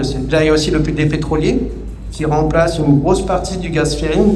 Le méthane, c'est quand même un sujet très important. Le méthane, c'est 84% plus nocif que le CO2. Ça crée de l'ozone quand ça s'oxyde en troposphère. Ça reste plus longtemps avec un effet qui est plus rapidement nocif. Enfin bref, c'est une horreur. Et du méthane, quand on voit les torchères de pétrole, même quand elles brûlent, alors inutilement du coup, là pour le coup, le gaz, il y a encore 9% du méthane qui va dans l'air. Ces 9% pourraient alimenter les 3/4 en énergie de l'Europe. Voilà, ça vous donne une idée de l'industrie du pétrole, du méthane, de l'énergie qu'on peut faire. Énormément de groupes pétroliers. Alors il y a Petrocas au Brésil, il y a plein de gros groupes, il y a Exxon aussi aux US, ont décidé plutôt que de torcher bêtement le méthane, de le brûler parce que là il y a un acteur qui peut traiter à la demande, on l'éteint, on l'allume quand on a besoin, du méthane. Et donc ils ont mis des mineurs, une association qui est en train de se créer entre l'industrie du pétrole et les mineurs de Bitcoin. Pareil, on sait que pour le réchauffement climatique, il y a un problème de dégazage du méthane, parce que le réchauffement climatique, en fait, sous les glaciers, il y a d'énormes stocks de méthane, des réserves de méthane colossales, qui commencent à ressortir, à fuiter le méthane. Et donc, si on peut récupérer ce méthane et le transformer de manière utile, il y a un gain écologique direct. Donc voilà, en termes d'industrie, on en a vraiment une flopée et on n'a vraiment pas tout exploré. Qui peut bénéficier. Aujourd'hui, 56% des énergies utilisées par Bitcoin sont des énergies renouvelables, parce que le reste coûte trop cher, tout simplement. Et en plus de ça, la plupart du temps, c'est des surplus invendables. Il faut savoir que la production d'énergie, même dans les centrales nucléaires, le pilotage n'est pas parfait. Et parfois, il faut juste alimenter des turbines pour dépenser de l'énergie en surplus. Parfois, on vend au prix négatif parce qu'il faut absolument vendre notre énergie. L'énergie, on ne la stocke pas, on la stocke très mal, elle coûte très cher et on ne sait pas bien stocker l'énergie. Donc, il faut toujours qu'il y ait une demande en face quand on produit de l'énergie. Sinon, on la brûle à rien faire. Là, on a l'opportunité, c'est quasiment un des seuls moyens, à part le pompage des barrages hydro pour réalimenter le barrage ou ce genre de choses. Et c'est quasiment le seul moyen où on peut, à la demande, allumer, éteindre, consommer les surplus et glisser les productions. Et en plus, il y a d'autres effets intéressants sur le réseau. Il y a moins de fréquences, d'amplitude de fréquences. Et donc, on stabilise le réseau, on augmente la durabilité de tous les équipements connectés. Parce qu'il faut savoir que quand il y a des pics de charge ou de décharge, cette variation, elle est subie aussi par les équipements qui sont connectés au réseau. Et ça crée des dégradations, ça crée du matériel qu'on va renouveler plus souvent, etc. Stéphane, il a répondu à toutes les questions. Parfait. Merci. Alors, je vais me permettre d'en poser une seule. C'est celle-ci. Donc, je vais mettre un petit peu de contexte. Donc, quand on parle d'énergie, on pense immédiatement à pollution. Cette confusion est omniprésente, notamment quand on aborde des sujets comme le minage de Bitcoin ou les infrastructures numériques en général. Est-ce qu'une forte consommation d'énergie rime forcément avec pollution, ou est-ce que dans certains cas, on peut consommer plus sans polluer, voire même aider la planète? Ouais. Alors, je pense que plus on consomme, plus on aide la planète. Mais la consommation énergétique, c'est pas l'empreinte énergétique. On le voit très bien dans les data centers. La consommation de data centers, elle explose. Mais l'empreinte, elle reste stable. Pour plein de raisons différentes. C'est comme ceux qui vous disent d'éteindre votre box pour consommer moins. Bah ça, c'est vrai un tiers de l'année. Parce qu'en fait, votre box, elle chauffe, et c'est du chauffage que vous n'aurez pas dépensé. En fait, il y a plusieurs choses. D'abord, les machines sont de plus en plus efficientes. Donc, pour la même énergie qu'on met dedans, elles vont faire beaucoup plus de travail que précédemment dans le temps. Donc, finalement, même si la demande augmente, on va avoir une efficacité qui va aussi augmenter. Donc, finalement, on va pas dépenser plus. Et en même temps, on a l'énergie que l'on va utiliser. C'est ce que j'explique. De plus en plus, il y a des synergies. On conçoit mieux les systèmes, et on les intègre mieux dans d'autres écosystèmes, qui fait dire que on va utiliser des surplus. Donc c'est pas de l'énergie produite pour Bitcoin. Il y a très peu d'énergie produite pour Bitcoin qui est utilisée pour Bitcoin. Parce qu'en fait, dans le modèle économique des mineurs, plus de 50% de leur coût, c'est l'énergie. Donc en fait, ils sont pas rentables s'ils n'ont pas une énergie très peu chère. Et l'énergie très peu chère qu'ils trouvent, et par contre, ils dépensent quand il y a l'énergie. C'est-à-dire qu'on éteint l'énergie, ils dépensent plus. On allume l'énergie, ils dépensent. Donc, on allume la machine, elle dépasse. Donc, ce qui est intéressant de voir dans ce modèle économique, c'est que c'est complètement en phase avec les besoins de régulation des productions d'énergie. Voilà. Donc, est-ce que la consommation d'énergie, c'est un problème? Non. Son empreinte, oui. Mais il faut aussi voir à quoi ça sert. Il y a une vraie utilité, en fait, à produire des bitcoins. J'ai parlé des aspects un peu périphériques. Bon, il y a plein de théories monétaires sur ce qui fait la valeur d'une monnaie, pourquoi une monnaie aurait de la valeur, etc.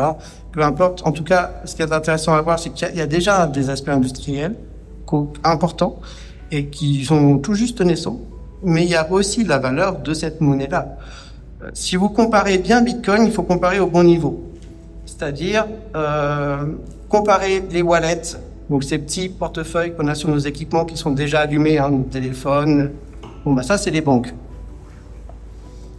Les mineurs, c'est l'exploitation de l'or.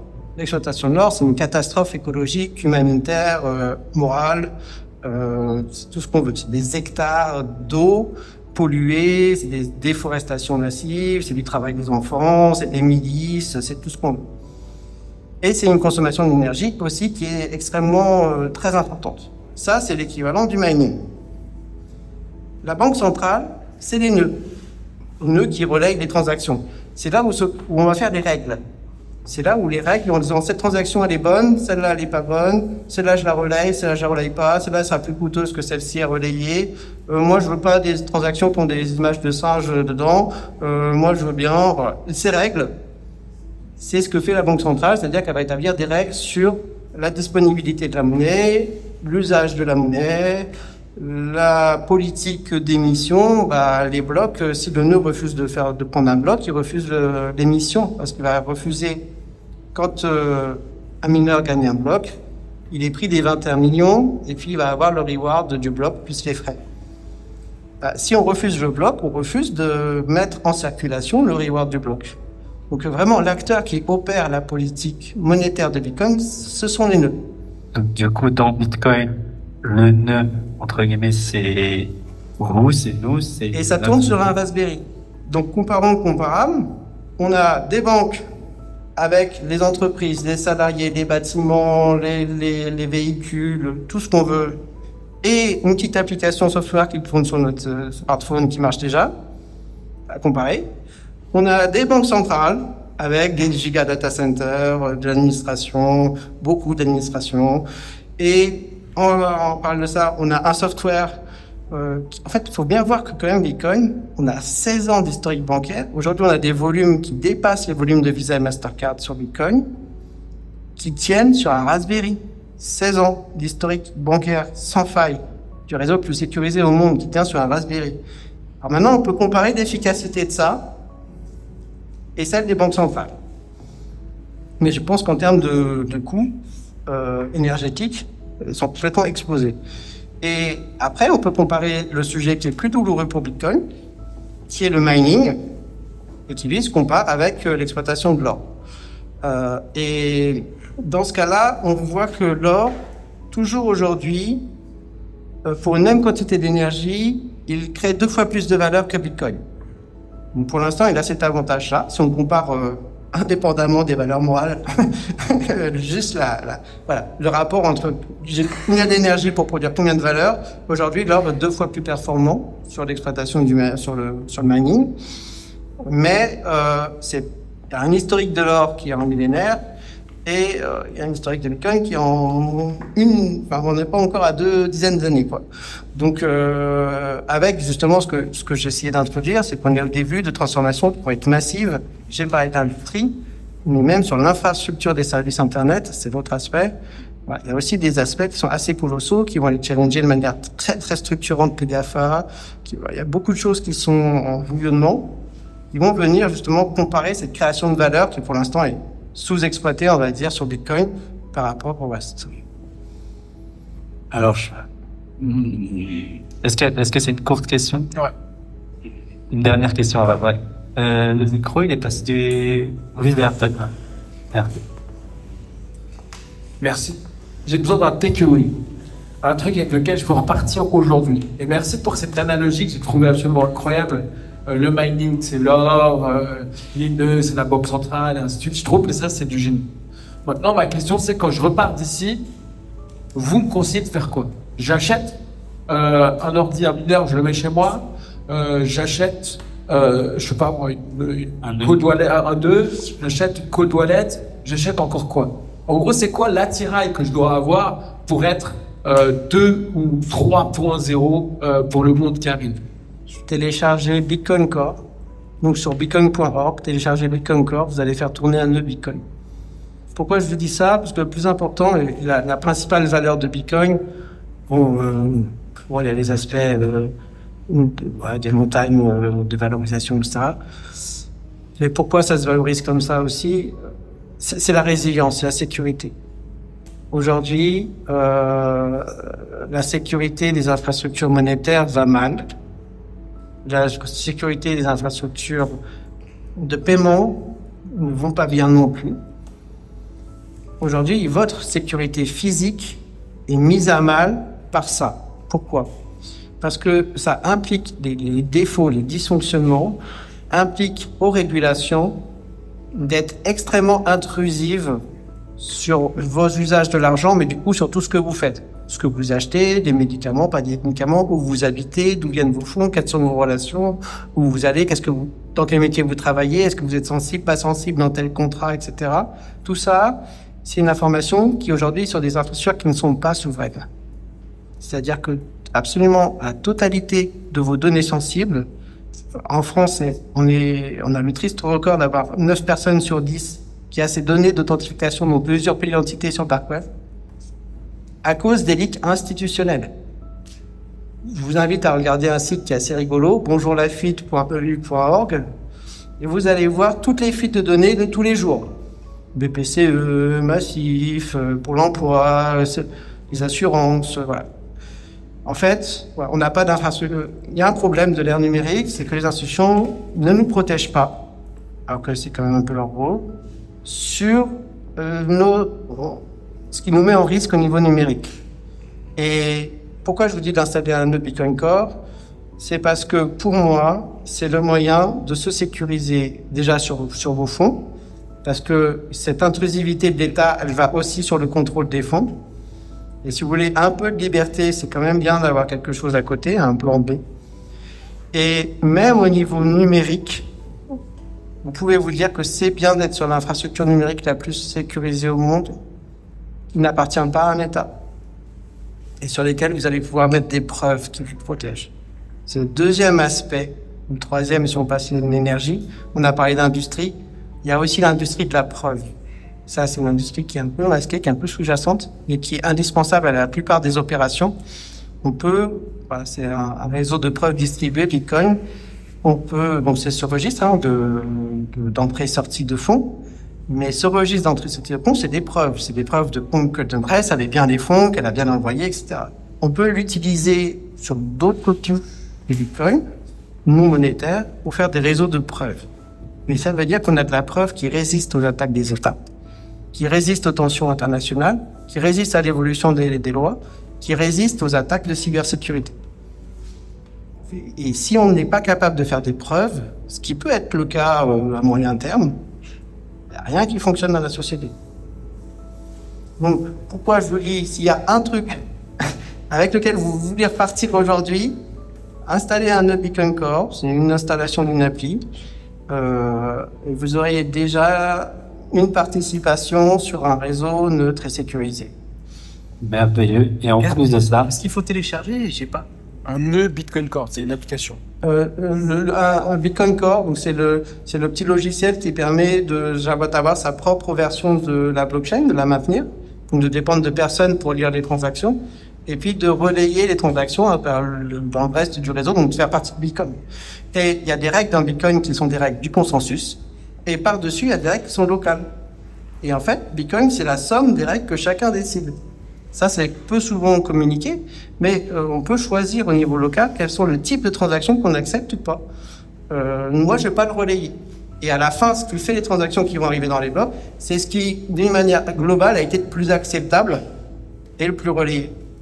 Et ça, c'est des choses, ça fait une super transition sur la partie qui vient juste après la pause, justement, l'atelier de Jean et notamment ce type de questions que vous avez. C'est des choses qu'on va voir aussi dans les prochaines sessions. Donc c'est parfait. S'il vous plaît, un tonnerre d'applaudissements pour Nicolas.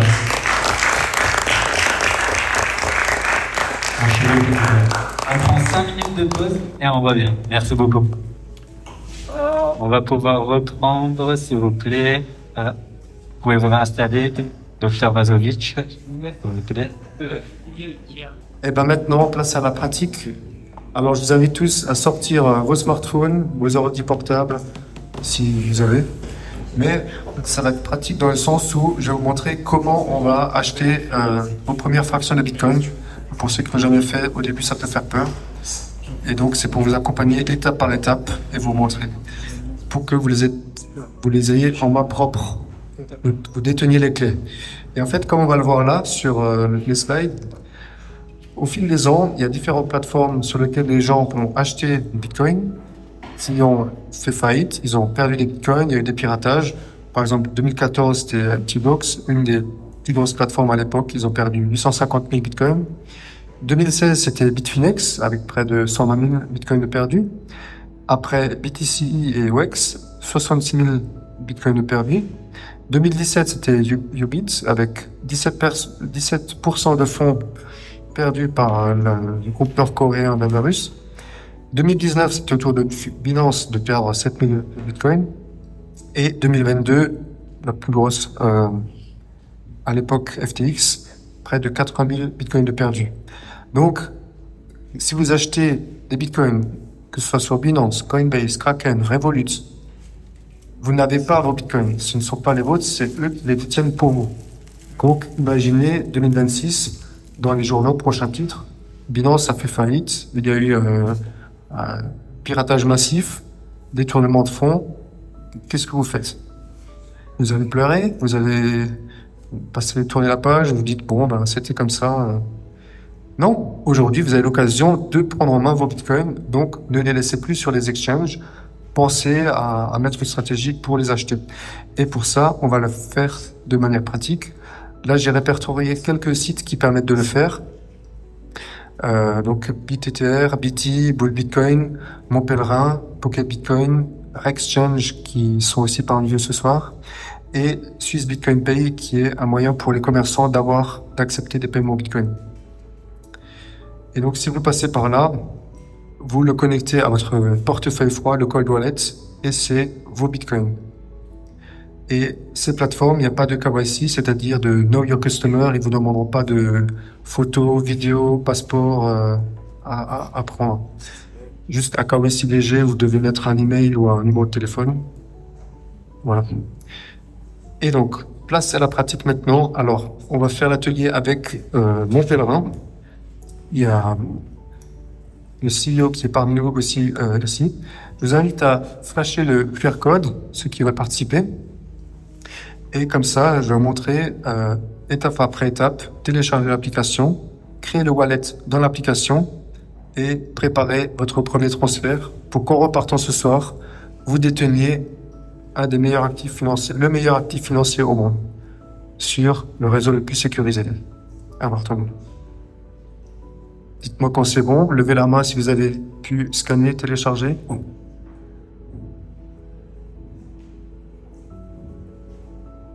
Ok.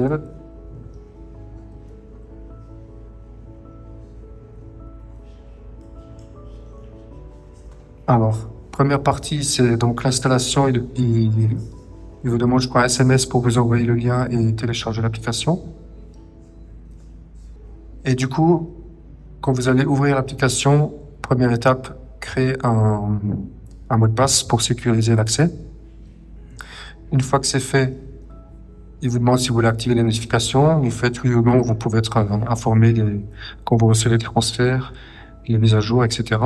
Un petit tour pour expliquer les photos. Voilà, ça on a vu, on peut passer. Et après, vous arrivez sur la partie créer le wallet. Est-ce que vous y arrivez jusque-là? Sinon, on prend quelques instants, je vous attends. Alors, Mon Pèlerin, c'est une application où ça vous permet d'avoir les clés de vos bitcoins. Donc, c'est une application qui vous permet d'acheter, mais c'est pas un exchange comme Binance, c'est pas eux qui détiennent vos bitcoins en fait. Eux, ils vous permettent de les acheter. Et ce qui va se passer, c'est que là, on va créer le wallet. Mais si demain, vous supprimez l'application ou vous changez de téléphone ou, admettons, vous perdez le téléphone, vous en reprenez un autre et vous faites la deuxième partie, accéder depuis un wallet existant. Vous allez remettre les codes et vous récupérez vos fonds.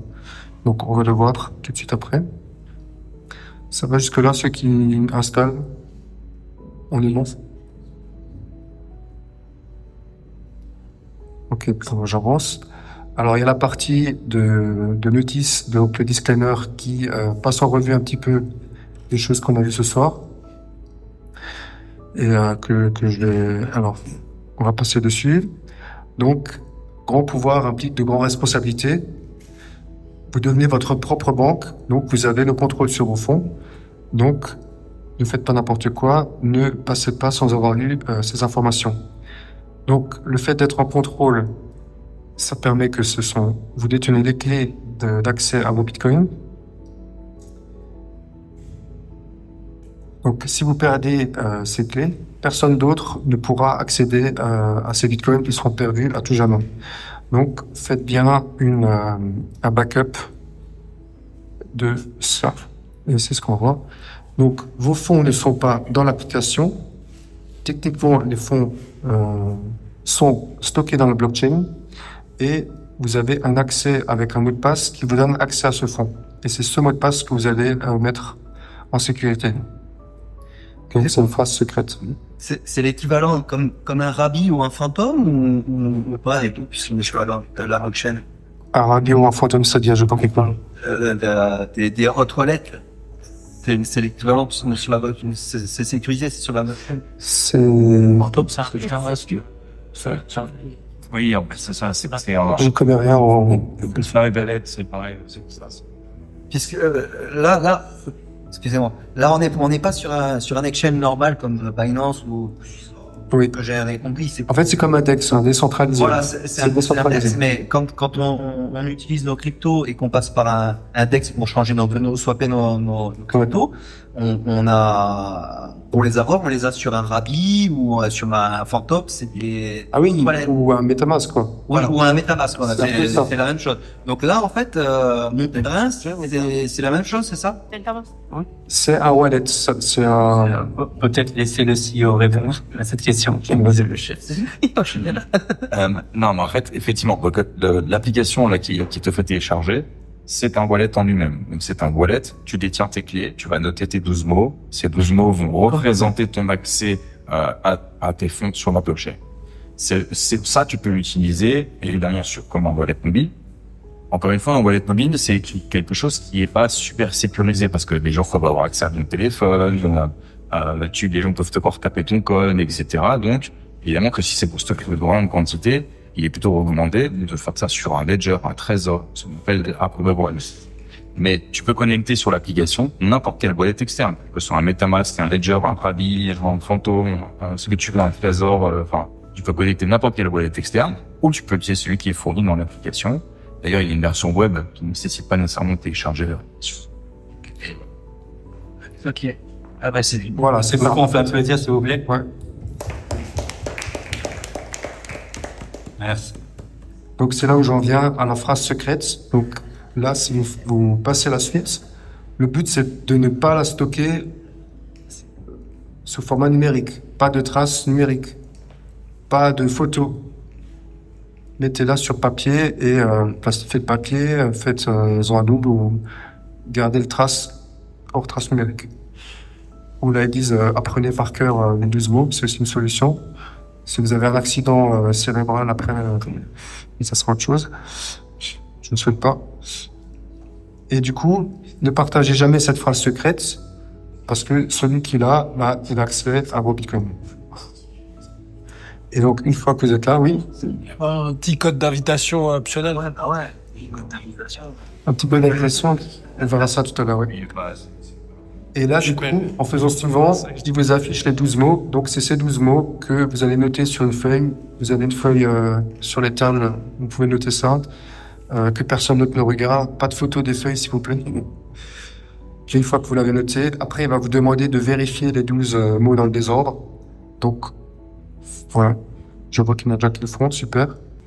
Et donc, ça, c'est un wallet parmi tant d'autres qui vous donne le moyen d'accéder. Si tu passes par Phantom, je sais pas si gère le Bitcoin, le Phantom. Non? Enfin, Passe. Ok, passe sur le blockchain. Mais, si demain tu installes n'importe quel autre wallet Bitcoin, tu remets tes 12 mots, parce que tous les wallets Bitcoin fonctionnent sur, pas tous, mais presque tous, la majorité, ils fonctionnent sur ce principe-là. Tu retrouves les mêmes Bitcoins que tu aurais avec cette appli. C'est juste un moyen de lire sur la blockchain qu'est-ce qui t'appartient. Du coup, ça répond mieux à ta question de tout à l'heure. Alors, du coup, on avance. Et là, vous allez arriver sur l'écran d'accueil. Bon, moi, j'en avais déjà acheté pour l'exemple. Vous cliquez sur le petit bouton en bas au milieu. Vous avez, moi j'ai en anglais, vous avez acheté Buy. Et après, vous faites un ordre d'achat. Oui. Ça, on peut faire en deuxième. Sign up login, c'est pour être vérifié et on peut acheter plus en fait. On peut le faire dans un deuxième temps. Et du coup, vos 500 premiers francs, il n'y a pas de frais. Mon pèlerin vous offre les frais. Profitez-en, achetez pour 500 francs Bitcoin, c'est un excellent investissement. Et donc, vous voyez l'adresse de réception du wallet, c'est le wallet que vous venez de créer dans l'application. Vous sélectionnez ça. Et après, la banque, donc vous mettez nouvelle banque, vous indiquez votre IBAN avec votre nom. C'est un IBAN où vous devez être propriétaire, pas celui de votre frère ou sœur ou famille. Et une fois que vous avez fait ça, l'application... Alors, vous pouvez aussi mettre en euros. Là, j'ai fait la capture d'écran. Ça va un peu vite, là, non? Ça va jusque-là? Il y a des questions? Il y en a un peu. Je suis un peu vite. On revoit. Donc, vous choisissez la devise, le montant Bitcoin. Et tu vois un tout petit. Vous mettez les dingues. Et ben, il faut le copier-coller de sa banque. Donc l'adresse de réception, c'est l'adresse Bitcoin du wallet que vous allez faire.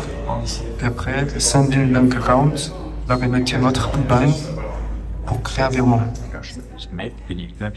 Non, c'est pas le seul. Si, pardon, il y a carte tout en haut là, si on clique carte. Et du coup, il y a les frais de carte. Pour éviter les frais de carte, c'est virement, et sinon on peut faire par carte. Du coup, on peut choisir euro, franc suisse, la devise qu'on va acheter. Et du coup, vous voyez, moi j'ai indiqué mon IBAN Revolut.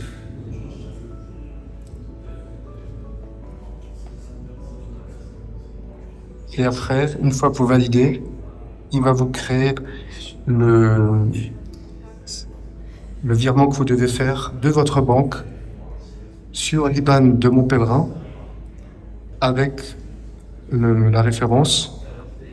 Et donc là, il vous donne toutes les informations pour que vous puissiez faire votre premier virement.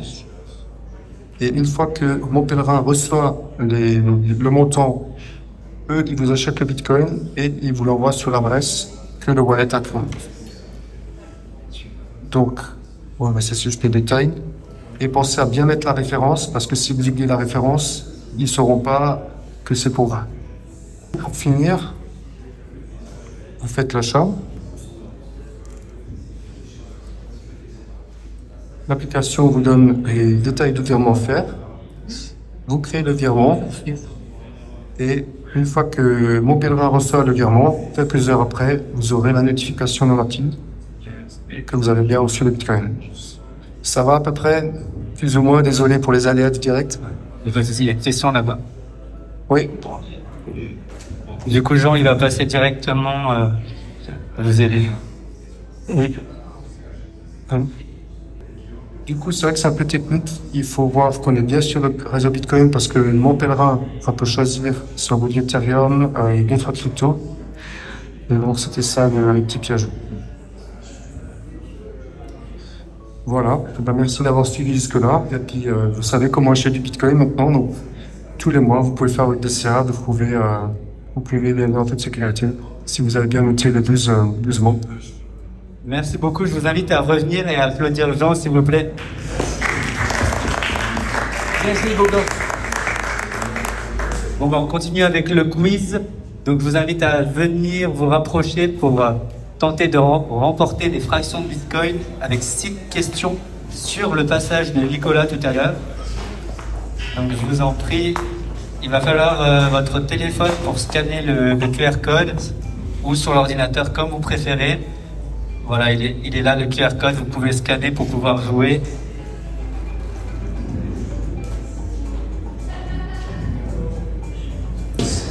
Là c'est plus facile comme ça.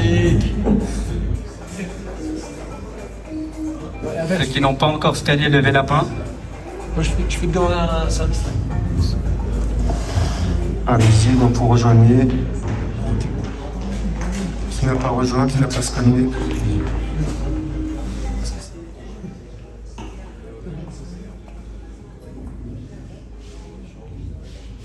Vous avez rejoint, c'est bon? On lance le quiz, vous êtes prêts? C'est maintenant. Top. Vous êtes chaud? Vous allez voir les questions pièges.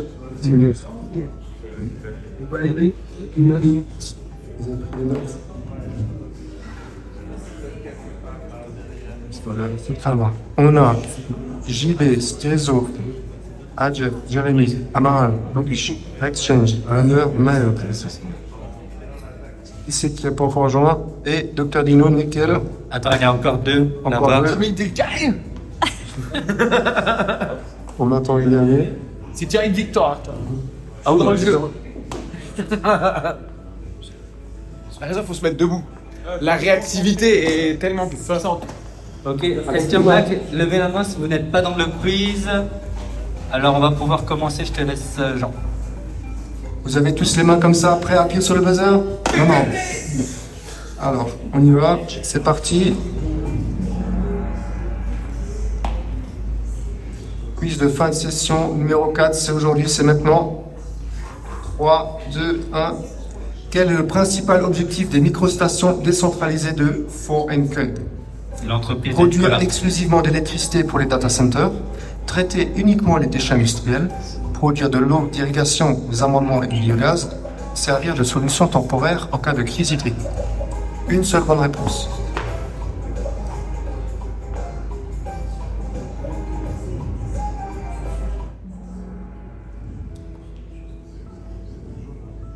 Alors c'était jaune, produire de l'eau d'irrigation, des amendements et du biogaz.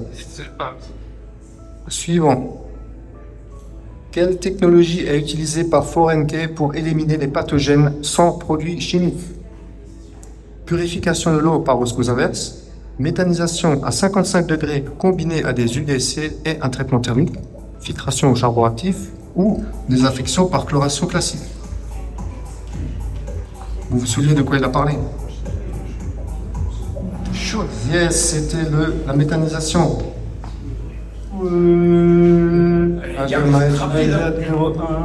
Allez, essayez de faire mieux. Quel type de déchet peut être traité par les microstations 4NK? Uniquement les bouts de stations d'épuration, déchets organiques, algues, invasives, lisiers et déchets alimentaires, les déchets plastiques et métalliques, les déchets nucléaires à faible activité. Et oui, c'était le bleu. Une petite question facile pour remonter tout le monde. On passe à la suite. Comment 4NK contribue-t-elle à l'économie circulaire? En exportant ces déchets traités vers d'autres pays, en se concentrant uniquement sur la production d'électricité, en limitant la production de biogaz pour éviter les surplus, transformer les déchets locaux en ressources ou énergie réutilisable. Je vais avoir. Et c'était le vert. Eh oui, mais je crois comment Yes. Bravo à ceux qui ont bien répondu. On continue. Sachant. Quel procédé permet à 4NK de réduire les métaux lourds dans les déchets traités? L'incinération à haute température, la dilution dans de grandes quantités d'eau, la phytorémédiation utilisant des plantes hyperaccumulatrices, l'ajout de produits chimiques neutralisants. Et c'était le orange. Et vous êtes chaud pour une dernière question qui départagera les vainqueurs? Le vainqueur? Prêt?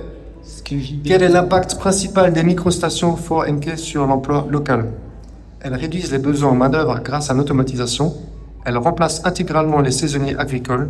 Elles nécessitent uniquement des ingénieurs spécialisés ou une création d'emplois à temps partiel pour maintenance et surveillance.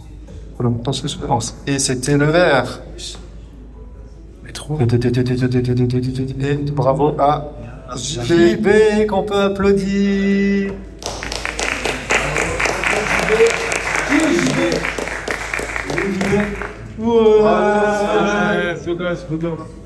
Donc la récompense, on la donne juste à la fin.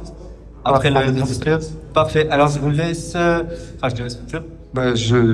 J'ai fini et merci d'avoir participé et j'espère que ça vous a fait plaisir et je passe la main à Abel et à Jimo pour la suite.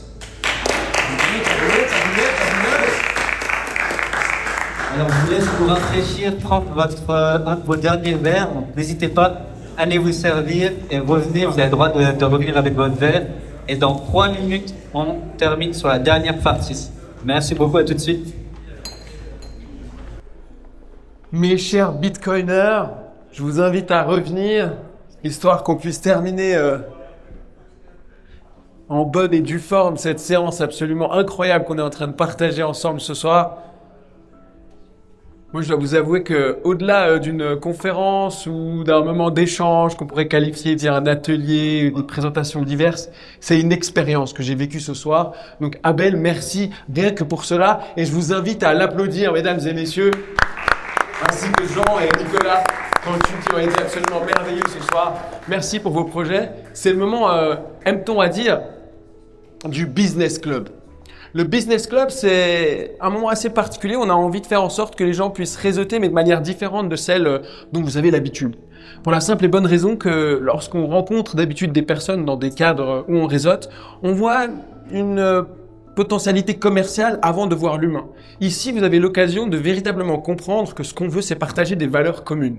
Des valeurs autour de la blueprint economy à travers une philosophie d'upcycling où en participant à Bitcoin, vous participez à bien davantage que simplement investir dans quelque chose qui vous permettra de devenir riche, chose que vous deviendrez également grâce aux illustrations, mais flagrantes, qui nous ont été avant cela montrées par Abel. Tous ces éléments-là nous montrent que ce business club sert à ça, de créer une véritable communauté avec un noyau dur que je peux même qualifier d'idéologique. Et on aura l'occasion à chaque fois, au travers du business club, de laisser la parole à une personne VIP. Ce soir, François Meurier. Meurier, pardon, excuse-moi 1000 fois. Je te donne exactement, applaudissez-le s'il vous plaît, c'est lui qui va prendre la parole juste après.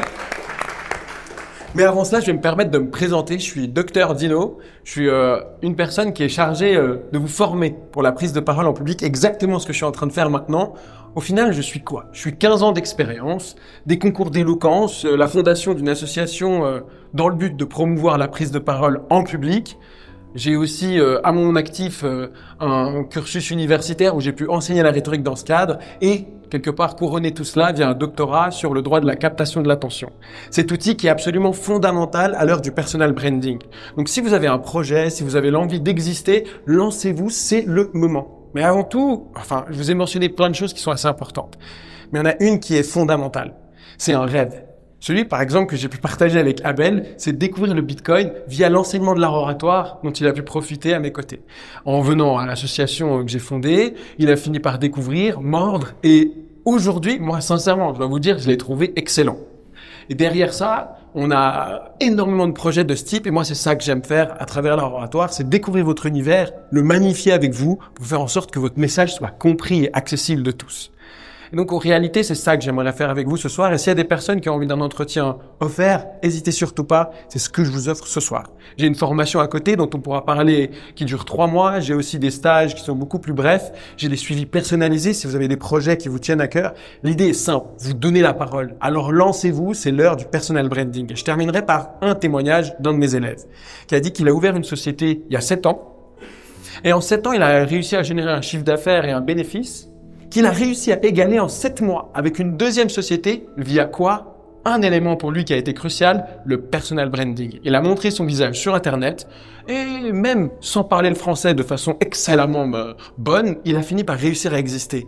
Donc n'hésitez pas, c'est un pas, c'est un seul pas, d'accord, on se jette un peu dans le vide au début, mais on existe à travers ça et on vit et surtout on découvre de merveilleuses choses. Donc merci déjà pour ce soir.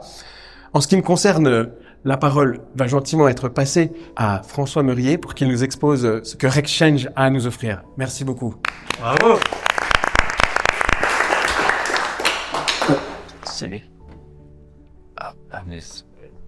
je crois que vous m'entendez? Ici. Ouais. Ici. Et ensuite, dans la table. Ça, c'est bien. Ça. Tout d'abord, merci beaucoup, Abel, de m'inviter à présenter l'entreprise. Merci, Dino, pour l'intro. Merci, Nicolas et Jean pour les présentations. Donc, moi, en fait, je gère un bureau de change à Genève qui s'appelle Rexchange, du coup. Donc, on est actif... Alors, je vais passer la station suivante. Ah, ça commence direct. Non, c'est peut-être... tac. Donc, on est actif dans l'achat et la vente de devises, principalement donc, du cash. Pour tout besoin de cash, de change euro, franc suisse, majoritairement c'est ce qu'on fait. Mais là où sinon on se démarque, c'est qu'on fait de la vente de crypto en cash et de l'achat de crypto en cash. Donc par exemple, si vous voulez suivre le plan magnifique d'Abel Rabera pour devenir multimillionnaire en 2040 et mettre 400 francs par mois de Bitcoin, vous pouvez venir le mettre en physique chez nous tous les mois, 400 francs. On est en dessous des 1000 francs par mois, car on n'a pas besoin de cas ici. Donc vous serez un multimillionnaire anonyme. Une tentative d'enlèvement et de perdre en mois. C'est pas mal. Et on fait aussi de l'or, achat-vente de métaux précieux, donc or, platine, palladium, argent. On encourage en fait énormément les gens à investir justement dans des actifs concrets, dans des actifs résilients.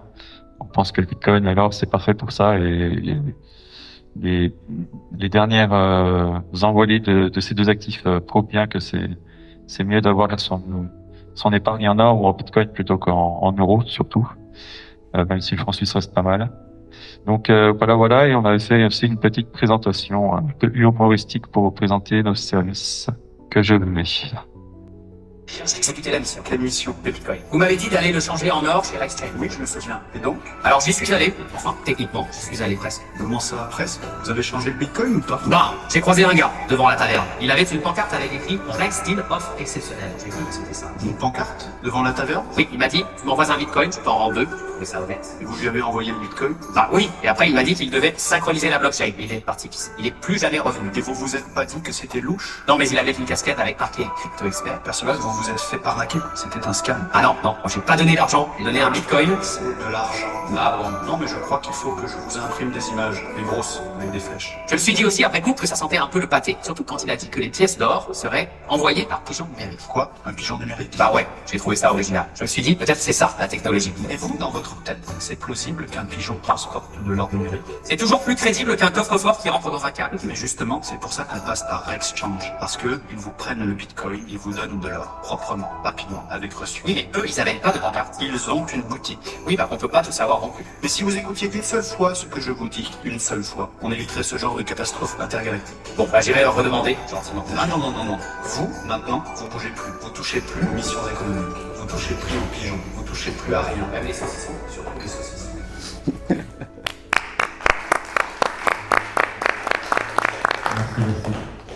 Hop. Et du coup, en plus de tout ça, donc on a une petite offre promotionnelle pour vous tous qui êtes présents.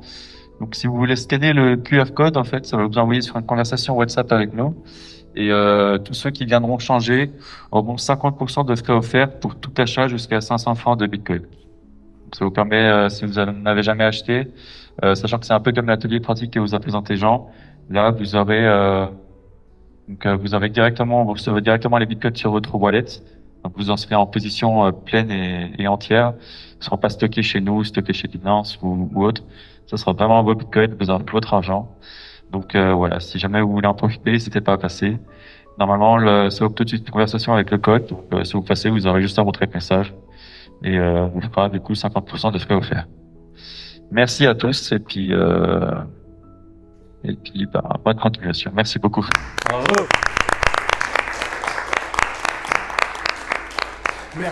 Merci François, c'était génial, la vidéo était vraiment super drôle, merci beaucoup. Cela pour vous dire que maintenant il est le tour de Abel. Mais avant cela, j'aimerais malgré tout remercier François et Exchange parce que je l'ai utilisé. Les gens étaient ultra sympathiques et en plus de ça, ils m'ont éduqué à l'utilisation au Bitcoin et tout ce qui va avec. Donc c'est des gens qui sont vraiment accessibles aussi. Et c'est un élément sur lequel j'aimerais rebondir parce que cette accessibilité, Abel l'incarne véritablement. En fait, son grand avantage, absolument immense, c'est que c'est un être humain que vous pouvez toucher de chair et d'os et qui existe dans votre réalité, dans votre proximité, c'est-à-dire dans votre ville et même dans cette pièce aujourd'hui. Ce qui aujourd'hui est rare lorsqu'il s'agit de parler de crypto, lorsqu'il y a tellement de scams autour de vous. Là, vous avez une personne qui est quelque part présente et avec laquelle vous pouvez véritablement discuter et qui est comptable véritablement de ce qu'elle va faire avec vous. Et ça, pour moi, ça a été un élément majeur parce que j'ai été arnaqué et le rencontrer et voir sa philosophie aussi qu'il y a derrière, qui est pas seulement mercantile, mais qui a aussi pour objectif d'améliorer un petit peu notre humanité. Pour moi, ça m'a beaucoup plu et c'est pour ça que je l'ai suivi et que d'ailleurs, j'ai profité de sa formation qu'on vous propose ce soir également. Une formation d'1 mois qui n'a qu'un seul but en réalité, vous permettre de dormir tranquille, les 2 oreilles sur votre oreiller, les 2 yeux fermés correctement, sans aucun stress parce que votre argent est géré passivement et automatiquement pour que petit à petit, vous réussissiez à arriver en 2040, comme il a été énoncé, à ces 29 millions et quelques, 970 000 si je me trompe pas, francs suisses qui vous attendront, du moins, c'est ce que je nous souhaite à tous. Moi, j'ai cet investissement aujourd'hui et véritablement, j'ai pas à m'en plaindre. Merci encore une fois, Abel. Chose que je vous recommande de faire aussi, bien sûr. Pour quelle raison? Parce que ce soir, il y a une offre spéciale. Il ne vous l'offre pas au prix habituel qui est de 800 francs, ni de 700 francs, mais mesdames et messieurs, de 599 francs. Alors, l'offre est pour ce soir et uniquement pour les personnes qui sont ici et qui iront le contacter maintenant. Après, il y a aussi un autre élément qu'il vous offre, de la même manière que je l'ai fait. C'est une entrevue avec lui pour que vous puissiez discuter un petit peu de vos perspectives patrimoniales en crypto-monnaie. Ce qui est fondamental à l'heure actuelle. Nicolas Cantu vous l'a expliqué au travers de ces magnifiques analogies autour du nœud qui représentait représentait la banque centrale, le mining qui représentait le mineur. Ça, j'ai trouvé ça absolument génialissime. Merci pour cette image qui va en rester longtemps. Et lui, il fait partie de toute cette chaîne qui vous permet de mieux comprendre et surtout de savoir où vous situez là-dedans et quelle peut être votre perspective d'avenir. Je l'ai fait, j'en suis satisfait. Lancez-vous. Il est temps. Merci beaucoup. Bravo.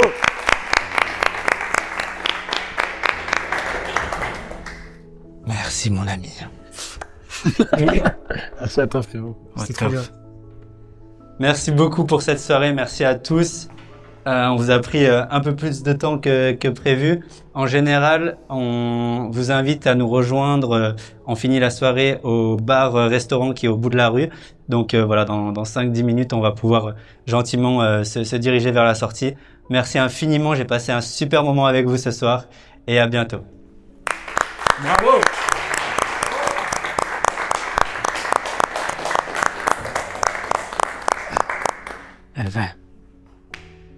C'était trop bien.